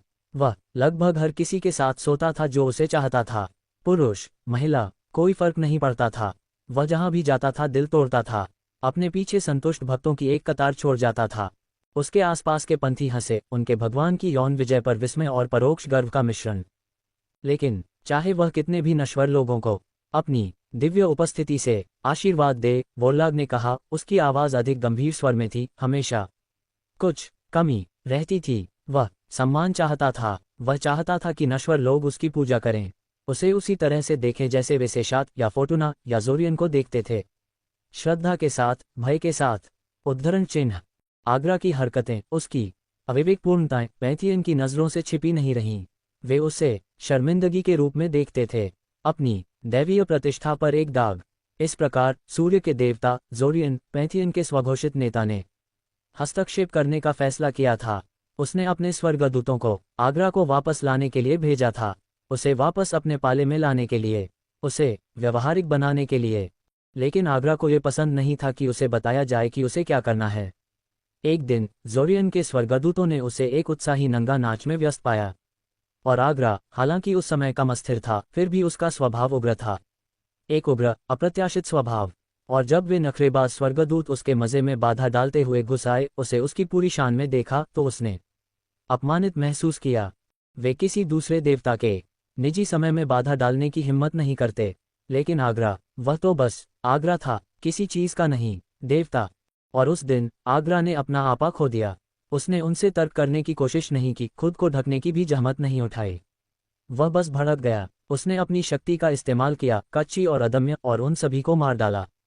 देवदूत, नश्वर, हर कोई जो उसके उत्सव में भाग ले रहा था, वह एक क्षण में कामुक देवता से हत्यारा पागल बन गया। और जब लक्सर के लोगों ने शोरगुल सुना, वोरलाग ने शराब का एक और घूंट लेते हुए कहा। लक्सर, एक पंथी ने बीच में टोका, क्या ये धन के देवता का क्षेत्र नहीं है? हाँ, वोरलाग ने मुस्कुराते हुए पुष्टि की। चुप रहो, गोर्क, दूसरे पंथी ने अपने दोस्त की पसलियों में कोहनी मारते हुए कहा। बात बीच में मत रोको, हम अच्छे हिस्से पर पहुंच रहे हैं। वोरलाग ने ठहाका लगाया। तो लक्सर के लोग, वे कमरे में घुसे, और उन्होंने देखा खून, अराजकता, हर जगह लाशें, चीखना, रोना, पूरे 9 गज। उसने रुककर एक और ड्रिंक लिया। अब ज्यादातर देवता, खास तौर पर उस समय एग्रा जैसे क्षेत्रहीन देवता, वे बहुत घबरा जाते। वे चीजों को ठीक करने की कोशिश करते, खुद को समझाते, दया की भीख मांगते, लेकिन एग्रा नहीं। उसे यह पसंद आया। अराजकता, डर, इसने उसे भर दिया। वह खालीपन जो वह महसूस कर रहा था, वह किसी चीज की लालसा। यह संतुष्ट हो गया। वह ज़ाइलोत जैसा नहीं था, वह हत्या प्रेमी मूर्ख। आगरा को हत्या से ही आनंद नहीं मिला। नहीं, यह उसके बाद होने वाली अराजकता थी जिसने उसे उत्तेजित किया। नश्वर लोगों की आंखों में भय, चीखें, वह तबाही। ये नशीला था, वोरलाग ने धीरे धीरे शराब का घूंट लेते हुए कहा। और उस दिन वोरलाग ने अपनी आवाज को एक श्रद्धापूर्ण फुसफुसाहट में बदलते हुए कहा, आगरा को एहसास हुआ वह अराजकता का देवता था। और बाकी, जैसा कि वे कहते हैं, इतिहास है। लेकिन जब वह अपने दर्शकों की विस्मयकारी चुप्पी का आनंद ले रहा था, तो मेस हॉल के प्रवेश द्वार पर हंगामा मच गया। आगरा के अनुयायियों के मानक मुद्दे वाले काले वस्त्र और सफेद चेहरे के रंग में लिपटा एक व्यक्ति कमरे में लड़खड़ाता हुआ आया। एक उल्टी हुई मेज पर ठोकर खाकर गिर गया और चेहरा पहले शराब के पोखर में जा गिरा और उसमें से पेशाब जैसी गंध आ रही थी। मेस हॉल में हंसी की लहर दौड़ गई। उस बेवकूफ को देखो, पंथियों में से एक ने गिरे हुए व्यक्ति की ओर इशारा करते हुए दहाड़ लगाए। सीधे चल भी नहीं सकता। वह शायद किण्वित जामुन पर एक बदमाश से भी ज्यादा नशे में है। एक अन्य पंथी ने ठहाका लगाया, उठो तुम अनाड़ी मूर्ख। एक तीसरा पंथी चिल्लाया, तुम हमें शर्मिंदा कर रहे हो। यहां तक कि वोरलाग, जो अभी भी मेज पर बैठा था, मुस्कुराए बिना नहीं रह सका। क्या ग्रिबल, इतनी जल्दी क्यों है? उसने पूछा। उसकी आवाज में मजाक था। तुम अपनी ही परछाई से भाग रहे हो। पंथी ग्रिबल ने हंसी और उपहास को अनदेखा करते हुए खुद को संभाला। उसका चेहरा सफेद पेंट के नीचे पीला पड़ गया था। वह वोरलाग की ओर तेजी से बढ़ा। उसकी आवाज एक कांपती हुई फुसफुसाहट थी। कप्तान, पैकेज हैं मंदिर के प्रवेश द्वार पर। आगरा के लिए। पैकेज किसने छोड़ा? वोरलाग की भौहें सिकुड़ गईं। नोट में लिखा है, एवा के उपासकों की ओर से सादर, जो बहुत थक चुके हैं। मेस हॉल में फिर से हंसी गूंज उठी। पेड़ों से लिपटे उन डरपोकों ने किस तरह के पैकेज छोड़े हैं, ग्रिबल? पंथियों में से एक ने चिल्लाया। एक जंगली फूलों का गुलदस्ता। एक शिकायती पत्र जो बहुत जोरदार शब्दों में लिखा गया है। उपहार में लिपटे हुए ढेर का ढेर। शायद यह एवा का गंदा अंडरवियर है। दूसरे पंथी ने ठहाका लगाया। उसकी आवाज में भद्दे व्यंग्य थे। आगरा को हमेशा से देवी देवताओं से लगाव रहा है। या शायद, तीसरे पंथी ने कहा, यह एक बम है। आप एवा के उन उपासकों को जानते हैं, उन्हें जैविक बमों के साथ प्रयोग करना बहुत पसंद है। कल्पना कीजिए कि अगर वे उपहार के रूप में सिर भेजते, शायद अपने ही लोगों के सिर, जिनकी आंखें और मुंह बंद करके सिल दिए गए हों। खैर, चलो अपने स्वामी को उनके उपहारों के लिए इंतजार नहीं करवाते, है न? वोरलाग ने मेज से नीचे उतरते हुए कहा, चलो देखते हैं कि उन पेड़ों से लिपटे डरपोकों ने हमारे लिए क्या छोड़ा है। पंथियों ने अपनी जिज्ञासा को जगाते हुए वोरलाग का पीछा करते हुए मेस हॉल से बाहर मंदिर के प्रवेश द्वार की ओर चले गए। मंदिर के द्वार के बाहर आगरा के भक्तों का एक समूह कई लकड़ी के बक्सों के चारों ओर इकट्ठा था। उन्हें डंडों से दबा रहा था। उनके चेहरों पर जिज्ञासा और आशंका का मिश्रण था। तुम्हें क्या लगता है अंदर क्या है? उनमें से एक ने फुसफुसाया। शायद यह एक जाल है। दूसरे ने सुझाव दिया। उसकी आंखें चौड़ी हो गईं। इतना डरपोक मत बनो, तीसरे ने उपहास किया। वे क्या करने जा रहे हैं? हमें एक गायन क्रिस्टल भेजो। शायद यह पागल गिलहरियों का झुंड है। एक और पंथवादी ने ठहाका लगाया। वोरलाग के पास आते ही वे तितर बितर हो गए। उनके चेहरे पर डर और सम्मान का मिश्रण था। तुम बेवकूफ किस बात का इंतजार कर रहे हो? उसने बक्सों को घूरते हुए कहा, उन्हें खोलो। लेकिन कैप्टन, पंथवादियों में से एक ने हकलाते हुए कहा, क्या होगा अगर वे फट जाएं? या किसी तरह की चीज बाहर कूद पड़े? उनकी आवाज सुनकर वोरलाग ने जोर से हंसा। तुम्हें पता है, दिमाग से मरे हुए, दिमाग से बेकार मूर्खों के झुंड के लिए तुम आश्चर्यजनक रूप से सतर्क हो। वोरलाग ने मनोरंजन में अपना सिर हिलाते हुए कहा, ठीक है, मैं खुद ही कर लूंगा। लेकिन इससे पहले कि वह बक्सों में से किसी एक तक पहुंच पाता, एक आवाज, जो तेज और उन्मत्त ऊर्जा से भरी हुई थी, ऊपर आसमान से गूंजी। मेरे लिए उपहार किसने छोड़े? वोरलाग ठिठक गया। उसका हाथ निकटतम बक्से से कुछ इंच की दूरी पर था। अन्य पंथी, जिनके चेहरे पीले पड़ गए थे, आवाज की ओर मुड़े। उनकी आंखें भय और उत्साह के मिश्रण से चौड़ी हो गई थीं। उस क्षण बैंगनी वस्त्र और हरे बाल पहने एक आकृति आसमान से उतरी, जो उनके सामने जमीन पर हल्के से उतरी। आगरा, मेरे स्वामी, पंथी एक स्वर में बोले। अपने घुटनों पर गिर गए। उनके सिर श्रद्धा में झुके हुए थे। आगरा, आप वापस आ गए हैं। हम सेवा के लिए तैयार हैं, मेरे स्वामी। लेकिन आगरा ने उन्हें अनदेखा कर दिया। उसकी नज़र लकड़ी के बक्सों पर टिकी हुई थी। उसके रंगे हुए चेहरे पर एक शिकारी मुस्कान फैल रही थी। उपहार, उसने एक मोहक गड़गड़ाहट में कहा। मेरे लिए? कितना विचारशील। फिर नाटकीय ढंग से उसने एक बक्सा उठाया, जिसकी लकड़ी की सतह चिकनी और पॉलिश थी, और ढक्कन को फाड़ दिया। लेकिन जैसे ही उसने बक्सा खोला, उसकी मुस्कुराहट लड़खड़ा गई, उसकी आंखें थोड़ी चौड़ी हो गईं, क्योंकि वह सामग्री को घूर रहा था। एक कटा हुआ सिर, उसकी आंखें चौड़ी और घूर रही थीं, उसका चेहरा आतंक के मुखौटे में जम गया था, जंगली फूलों के बिस्तर के बीच में बसा हुआ था। वोरलाग, जो आगरा के बगल में खड़ा था, अपने जबड़े को ढीला करके सिर को घूर रहा था, जबकि अन्य पंथियों, उनकी निगाहें आगरा पर टिकी हुई थीं, उनकी प्रतिक्रिया की प्रतीक्षा में उनकी सांस रोके हुए थीं। फिर आगरा हंसा। एक नोट, उसने कहा, कटे हुए सिर के नीचे से चर्मपत्र का एक छोटा, मुड़ा हुआ टुकड़ा खींचकर। कितना सभ्य। उसने अपना गला साफ किया और नोट को जोर से पढ़ा। हम वापस लड़ रहे हैं, उसने कहा, उसकी आवाज़ में मजाक भरा मजाक था। और हम कभी नहीं करेंगे आगरा जैसे दयनीय जोकर के सामने आत्मसमर्पण कर देना। माइकल द्वारा आगरा के क्रोध को भड़काने, उसके अहंकार की आग को भड़काने के लिए सावधानी से चुने गए शब्दों का वांछित प्रभाव पड़ा। माइकल आगरा को जानता था, उसकी असुरक्षाओं, पहचान की उसकी बेताब ज़रूरत, उसके नाजुक अहंकार को जानता था जो उसकी गहरीहीन भावना को छुपाता था। नश्वर लोगों के एक समूह द्वारा जोकर कहलाना, ये सबसे बड़ा अपमान था और आगरा को जंगल में मामलों की व्यक्तिगत रूप से देखभाल करने की जरूरत थी। अध्याय 1389 देवताओं के बीच युद्ध शुरू होने वाला है। आगरा ने नोट को एक तरफ फेंक दिया, उसकी मुस्कान और चौड़ी हो गई। ओह, ये तो बस स्वादिष्ट है, उसने खुशी से अपने हाथों को आपस में रगड़ते हुए कहा। लगता है कोई खेलना चाहता है। वह दूसरे डिब्बे की ओर बढ़ा, ढक्कन को जोर से फाड़ दिया। इसमें एक कटा हुआ हाथ था, जिसकी बीच वाली उंगली अवज्ञा के भाव में फैली हुई थी। उसके नीचे एक और नोट पड़ा था, जो पहले वाले की तरह ही लाल खून से सना हुआ था। आगरा ने ठहाका लगाया, लेकिन इस बार उसकी आंखों में कोई मनोरंजन नहीं था, बस ठंडा गुस्सा। फेथ यहाँ है, उसने पढ़ा, उसकी आवाज़ में एक धीमी गड़गड़ाहट थी। तुम हमें अब और नहीं छू सकते, हम वरदांत अभयारण्य वापस ले रहे हैं। नाम, फेथ ने एक तार को छुआ। एंडोहर ने उसे उसके बारे में चेतावनी दी थी। एवा की परी, अंधेरे के देवता का दोस्त। उस समय उन्होंने इसे खारिज कर दिया था, इसे एंडोहर के व्यामोह, डार्क लॉर्ड के प्रति उसके जुनून के कारण माना था। लेकिन अब देखो, भक्तों में से एक ने जंगल के किनारे की ओर इशारा करते हुए चिल्लाया। वहां कोई आ रहा है। वे सभी मुड़े, उनकी निगाहें पेड़ों से उभरने वाली आकृति पर टिकी थीं। यह उनमें से ही एक था, जो परिचित काले वस्त्र पहने हुए था, उसके चेहरे पर आगरा के पंथ के प्रतीक चित्रित थे। लेकिन वह लंगड़ा रहा था और लड़खड़ा रहा था। उसके वस्त्र फटे हुए थे, उसका चेहरा खून से लथपथ था। वह मंदिर के द्वार से कुछ फीट की दूरी पर गिर पड़ा, उसका शरीर ऐंठने लगा, उसकी सांसें उखड़ी हुई थीं। अच्छा अच्छा अच्छा, आगरा ने हंसते हुए कहा, उसकी आंखें उन्मत्त ऊर्जा से चमक रही थीं।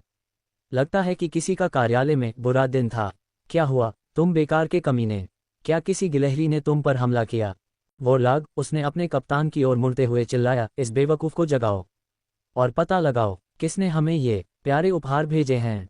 वोरलाग, आगरा के अप्रत्याशित गुस्से से दूर जाने का बहाना पाकर चुपके से राहत महसूस कर रहा था, गिरे हुए पंथी की ओर तेजी से बढ़ा। उसने आगरा को पहले भी ऐसे मूड में देखा था, और वह उसके ध्यान का केंद्र नहीं बनना चाहता था। उसने पंथी की पसलियों पर जोर से लात मारी। वह आदमी कराह उठा, उसकी आंखें फड़क उठीं।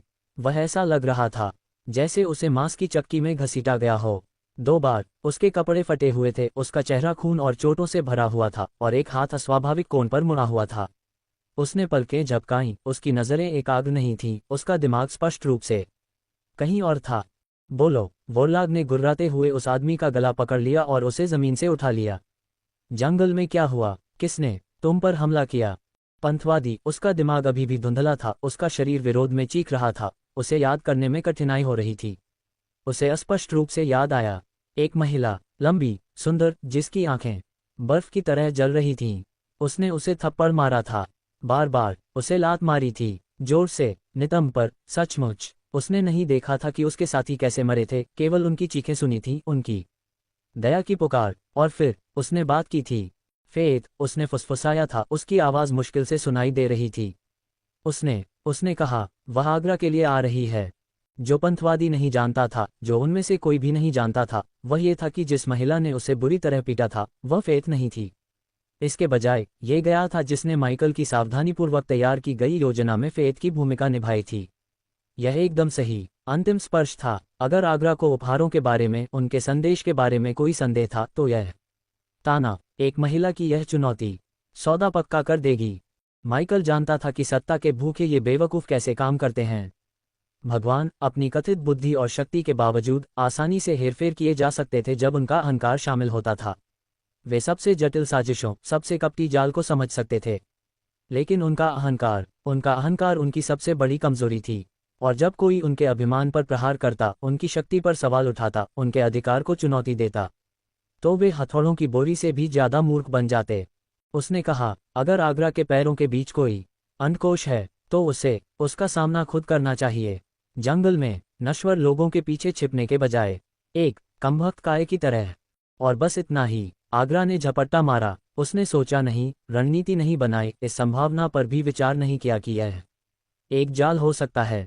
वह केवल अपने अनुयायियों के चेहरे देख सकता था। उनकी आंखें उस पर टिकी हुई थीं, सवाल कर रही थीं, संदेह कर रही थीं। उसका सावधानीपूर्वक बनाया गया व्यक्तित्व, वह डर जिसे उसने पाला था, वह सम्मान जिसकी उसने मांग की थी, ये सब उसके चारों ओर ढह रहा था। किसी ने उसे शरीर के अंग भेजने की हिम्मत की थी, उसे जोकर कहने की हिम्मत की थी, उसकी मर्दानगी पर सवाल उठाने की हिम्मत की थी। वह कमबख्त कुतिया, उसने दहाड़ते हुए कहा। उसकी आंखें उन्मादी क्रोध से जल रही थीं। उसने पंथवादी के सिर पर जोर से वार किया। वार की ताकत ने आदमी की खोपड़ी को अंडे के छिलके की तरह कुचल दिया। खून और हड्डियां जमीन पर बिखर गईं। अराजकता और हिंसा की एक भयानक तस्वीर पेश की। अन्य श्रद्धालु, जो अचानक हुए विस्फोट से क्षण भर के लिए स्तब्ध थे, जल्दी से संभल गए। कुछ, जिनके चेहरे डर से पीले पड़ गए थे, एक कदम पीछे हट गए, उनके हाथ सहज रूप से अपने हथियारों की ओर बढ़ रहे थे। अन्य, जिनकी आंखें बीमार उत्साह से चमक रही थीं, मुस्कुराए, अपने भगवान की शक्ति को देखने के लिए उत्सुक थे। वे इसके लिए जीते थे, अराजकता के लिए, हिंसा के लिए, इस सब के शुद्ध पागलपन के लिए। आगरा, जिसका चेहरा क्रोध के मुखौटे में विकृत था, लाश पर बार बार पैर पटकने लगा। उसकी हंसी रात भर गूंजती रही, एक कठोर, असंगत ध्वनि जिसने उसके सबसे कठोर अनुयायियों की रीढ़ में भी सिहरन पैदा कर दी। तुम्हें लगता है कि तुम मेरा मजाक उड़ा सकते हो, कुतिया? वह चिल्लाया, प्रत्येक शब्द के साथ हड्डी का एक घिनौना क्रंच था। तुम्हें लगता है कि तुम मुझे चुनौती दे सकते हो? मैं आगरा हूं, अराजकता का देवता। मैं तुम्हारी आंतें फाड़कर कुत्तों को खिला दूंगा। मैं तुम्हारी खाल नोच लूंगा और इसे एक ट्रॉफी की तरह पहनूंगा। वह चुप हो गया। उसकी हंसी एक कर्कश गड़गड़ाहट में बदल गई। उसकी निगाहें उसके अनुयायियों के चेहरों पर घूम गईं। मैं तुम्हें दिखाऊंगा उन लोगों के साथ क्या होता है जो अराजकता का अनादर करते हैं। अब उसने गुर्राते हुए अपने अनुयायियों की ओर देखा। उसकी आंखें एक उन्मत्त ऊर्जा से चमक रही थीं। अपनी मशालें पकड़ो, हम शिकार करने जा रहे हैं। हम उस जंगल को जलाकर राख कर देंगे। और वह कुतिया फेत, मैं उसे चीर दूंगा, अंग अंग करके। पंथवादी अपने डर को क्षण भर के लिए भूल गए, जयकारे लगाने लगे।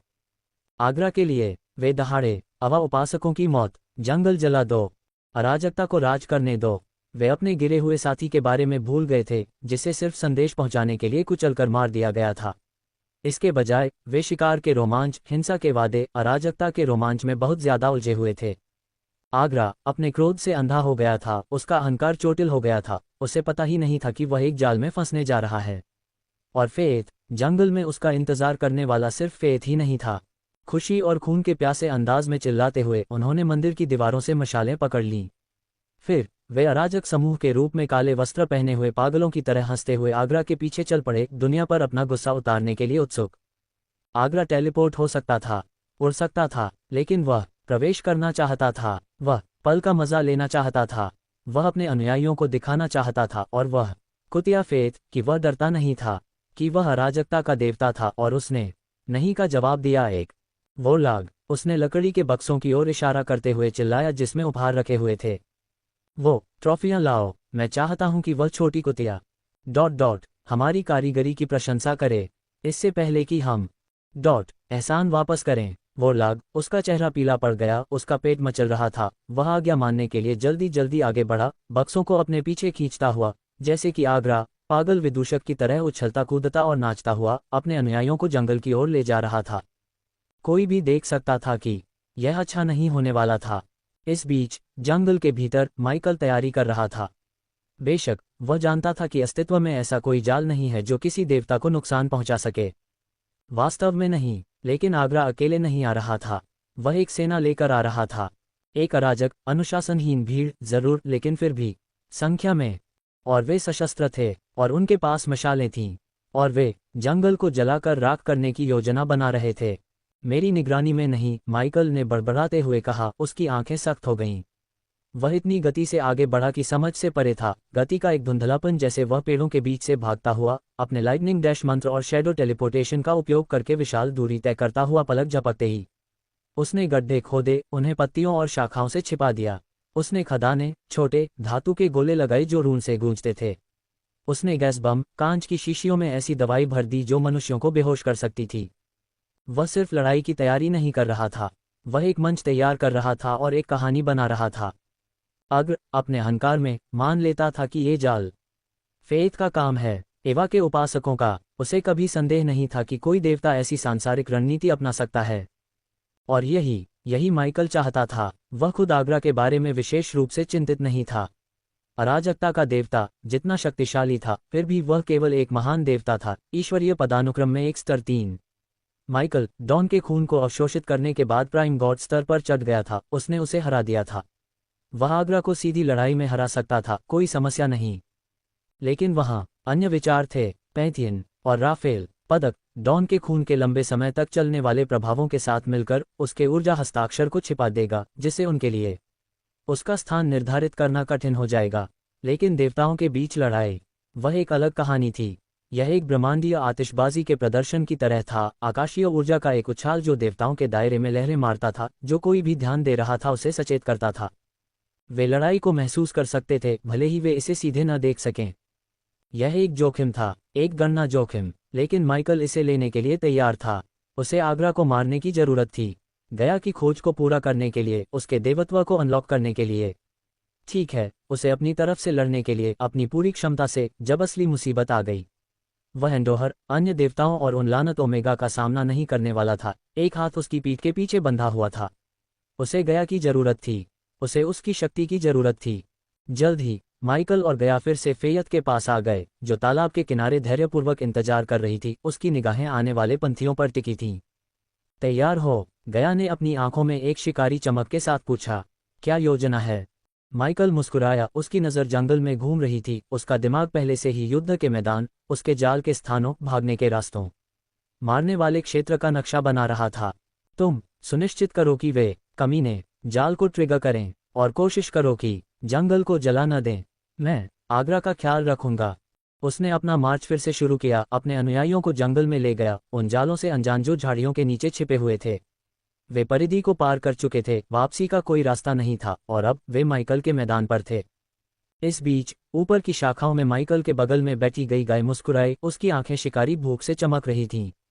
उन बेवकूफों को पता नहीं है कि क्या होने वाला है, उसने अपनी उंगलियों को चटकाते हुए कहा। वे एक दावत के लिए तैयार हैं।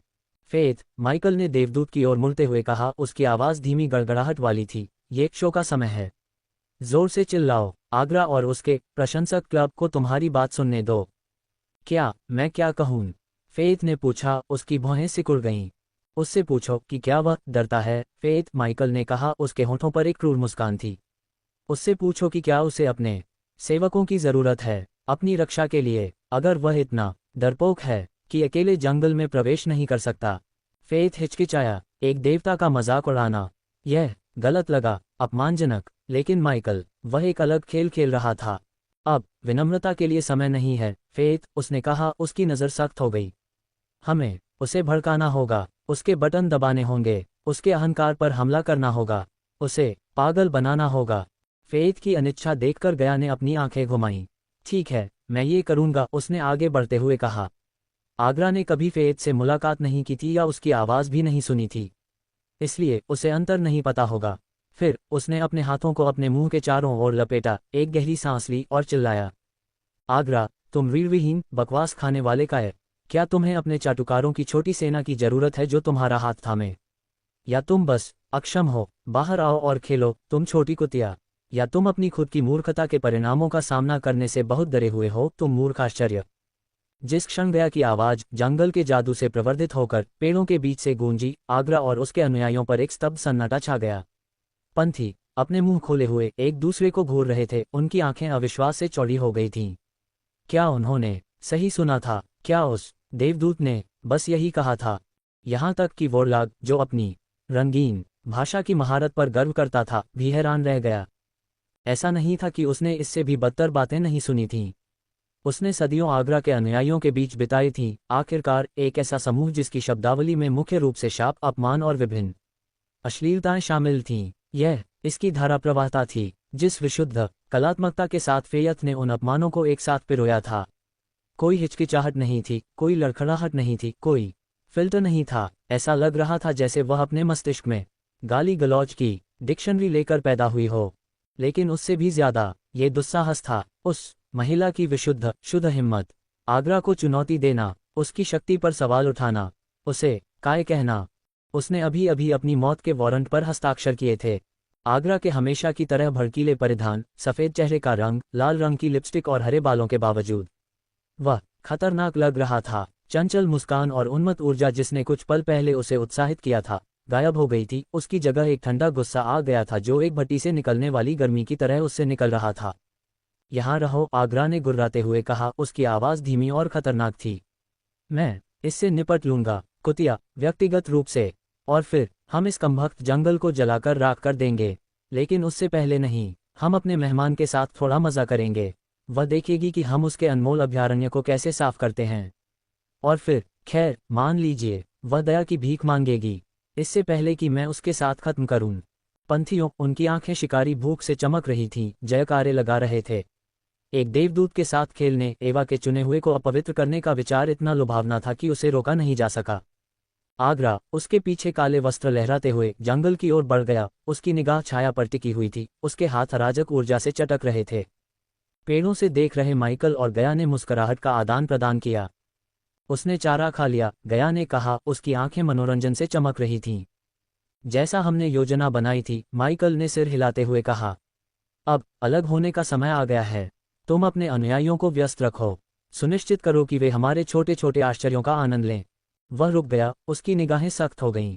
मैं आगरा का ख्याल रखूंगा। जैसे ही आगरा जंगल में घुसा, एक अजीब सी चमक, वास्तविकता का एक विरूपण उसके चारों ओर लहराया।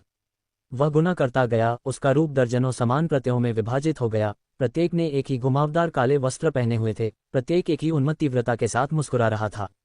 NOWELL-BEACON.COM। अब तुम कहाँ हो, तुम छोटी कुतिया?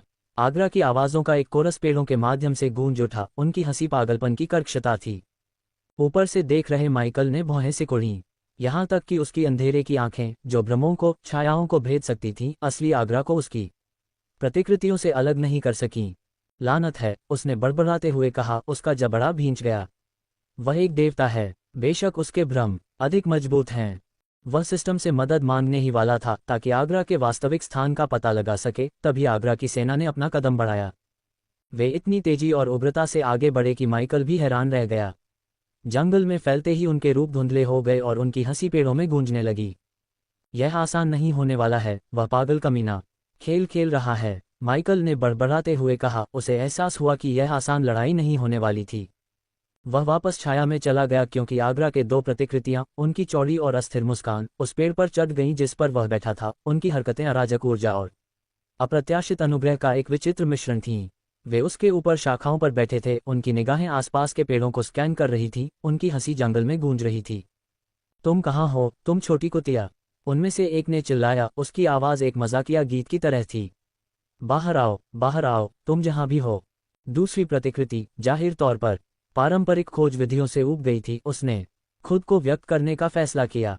वह शाखा पर ब्रेक डांस करने लगा, उसके अन्न फड़फड़ा रहे थे, उसका शरीर इस तरह मुड़ रहा था और मुड़ रहा था कि गुरुत्वाकर्षण और सामान्य ज्ञान दोनों ही उसके लिए चुनौती बन रहे थे। माइकल छाया में छिपा हुआ अपनी आंखें घुमा रहा था। दिखावा, उसने बुदबुदाया।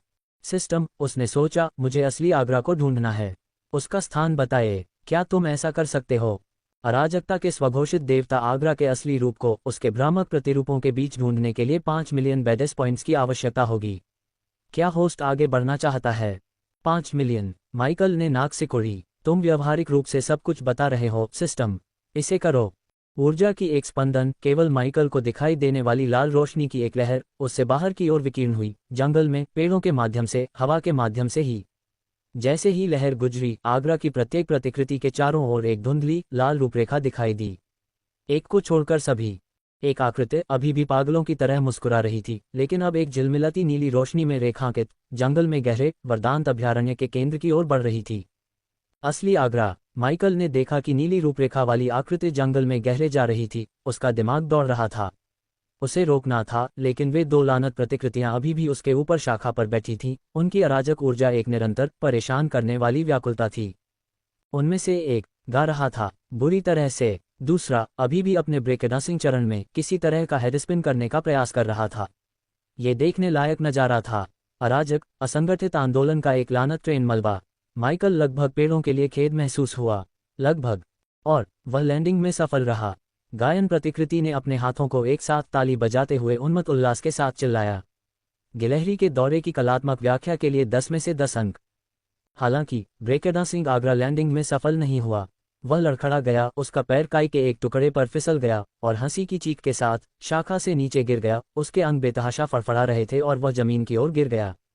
उफ! गायन प्रतिकृति ने अपने दूसरे हिस्से को देखते हुए हंसते हुए कहा, लगता है कि किसी को अपने उतरने पर काम करने की जरूरत है। ये वह अवसर था जिसका माइकल को इंतजार था। उसने शैडो टेलीपोर्टेशन को सक्रिय किया, अपने स्थान से गायब हो गया। वह एक दिल की धड़कन के बाद दूसरे पेड़ पर फिर से प्रकट हुआ, जो आगरा के असली रूप के करीब था। उसने प्रक्रिया को दोहराया, छाया से छाया की ओर बढ़ते हुए उसके चारों ओर जंगल धुंधला हो गया। उसके और उसके लक्ष्य के बीच की दूरी तेजी से कम हो रही थी। कुछ और टेलीपोर्टेशन के बाद वह सीधे असली आगरा के ऊपर था। माइकल की मौजूदगी से बेखबर आगरा जंगल में टहल रहा था। उसकी नज़र आगे की साफ सफाई पर टिकी थी, जहां चांदनी में तालाब चमक रहा था। मैंने तुम्हें पा लिया, तुम छोटे से देवदूत, उसने हंसते हुए कहा। उसकी आवाज़ धीमी, खतरनाक खर्राटों वाली थी। तुम भगवान से छिप नहीं सकते, माइकल मुस्कुराया। तुमसे मिलने का समय आ गया है, बेवकूफ़, उसने बड़बड़ाते हुए कहा, आने की तैयारी करते हुए।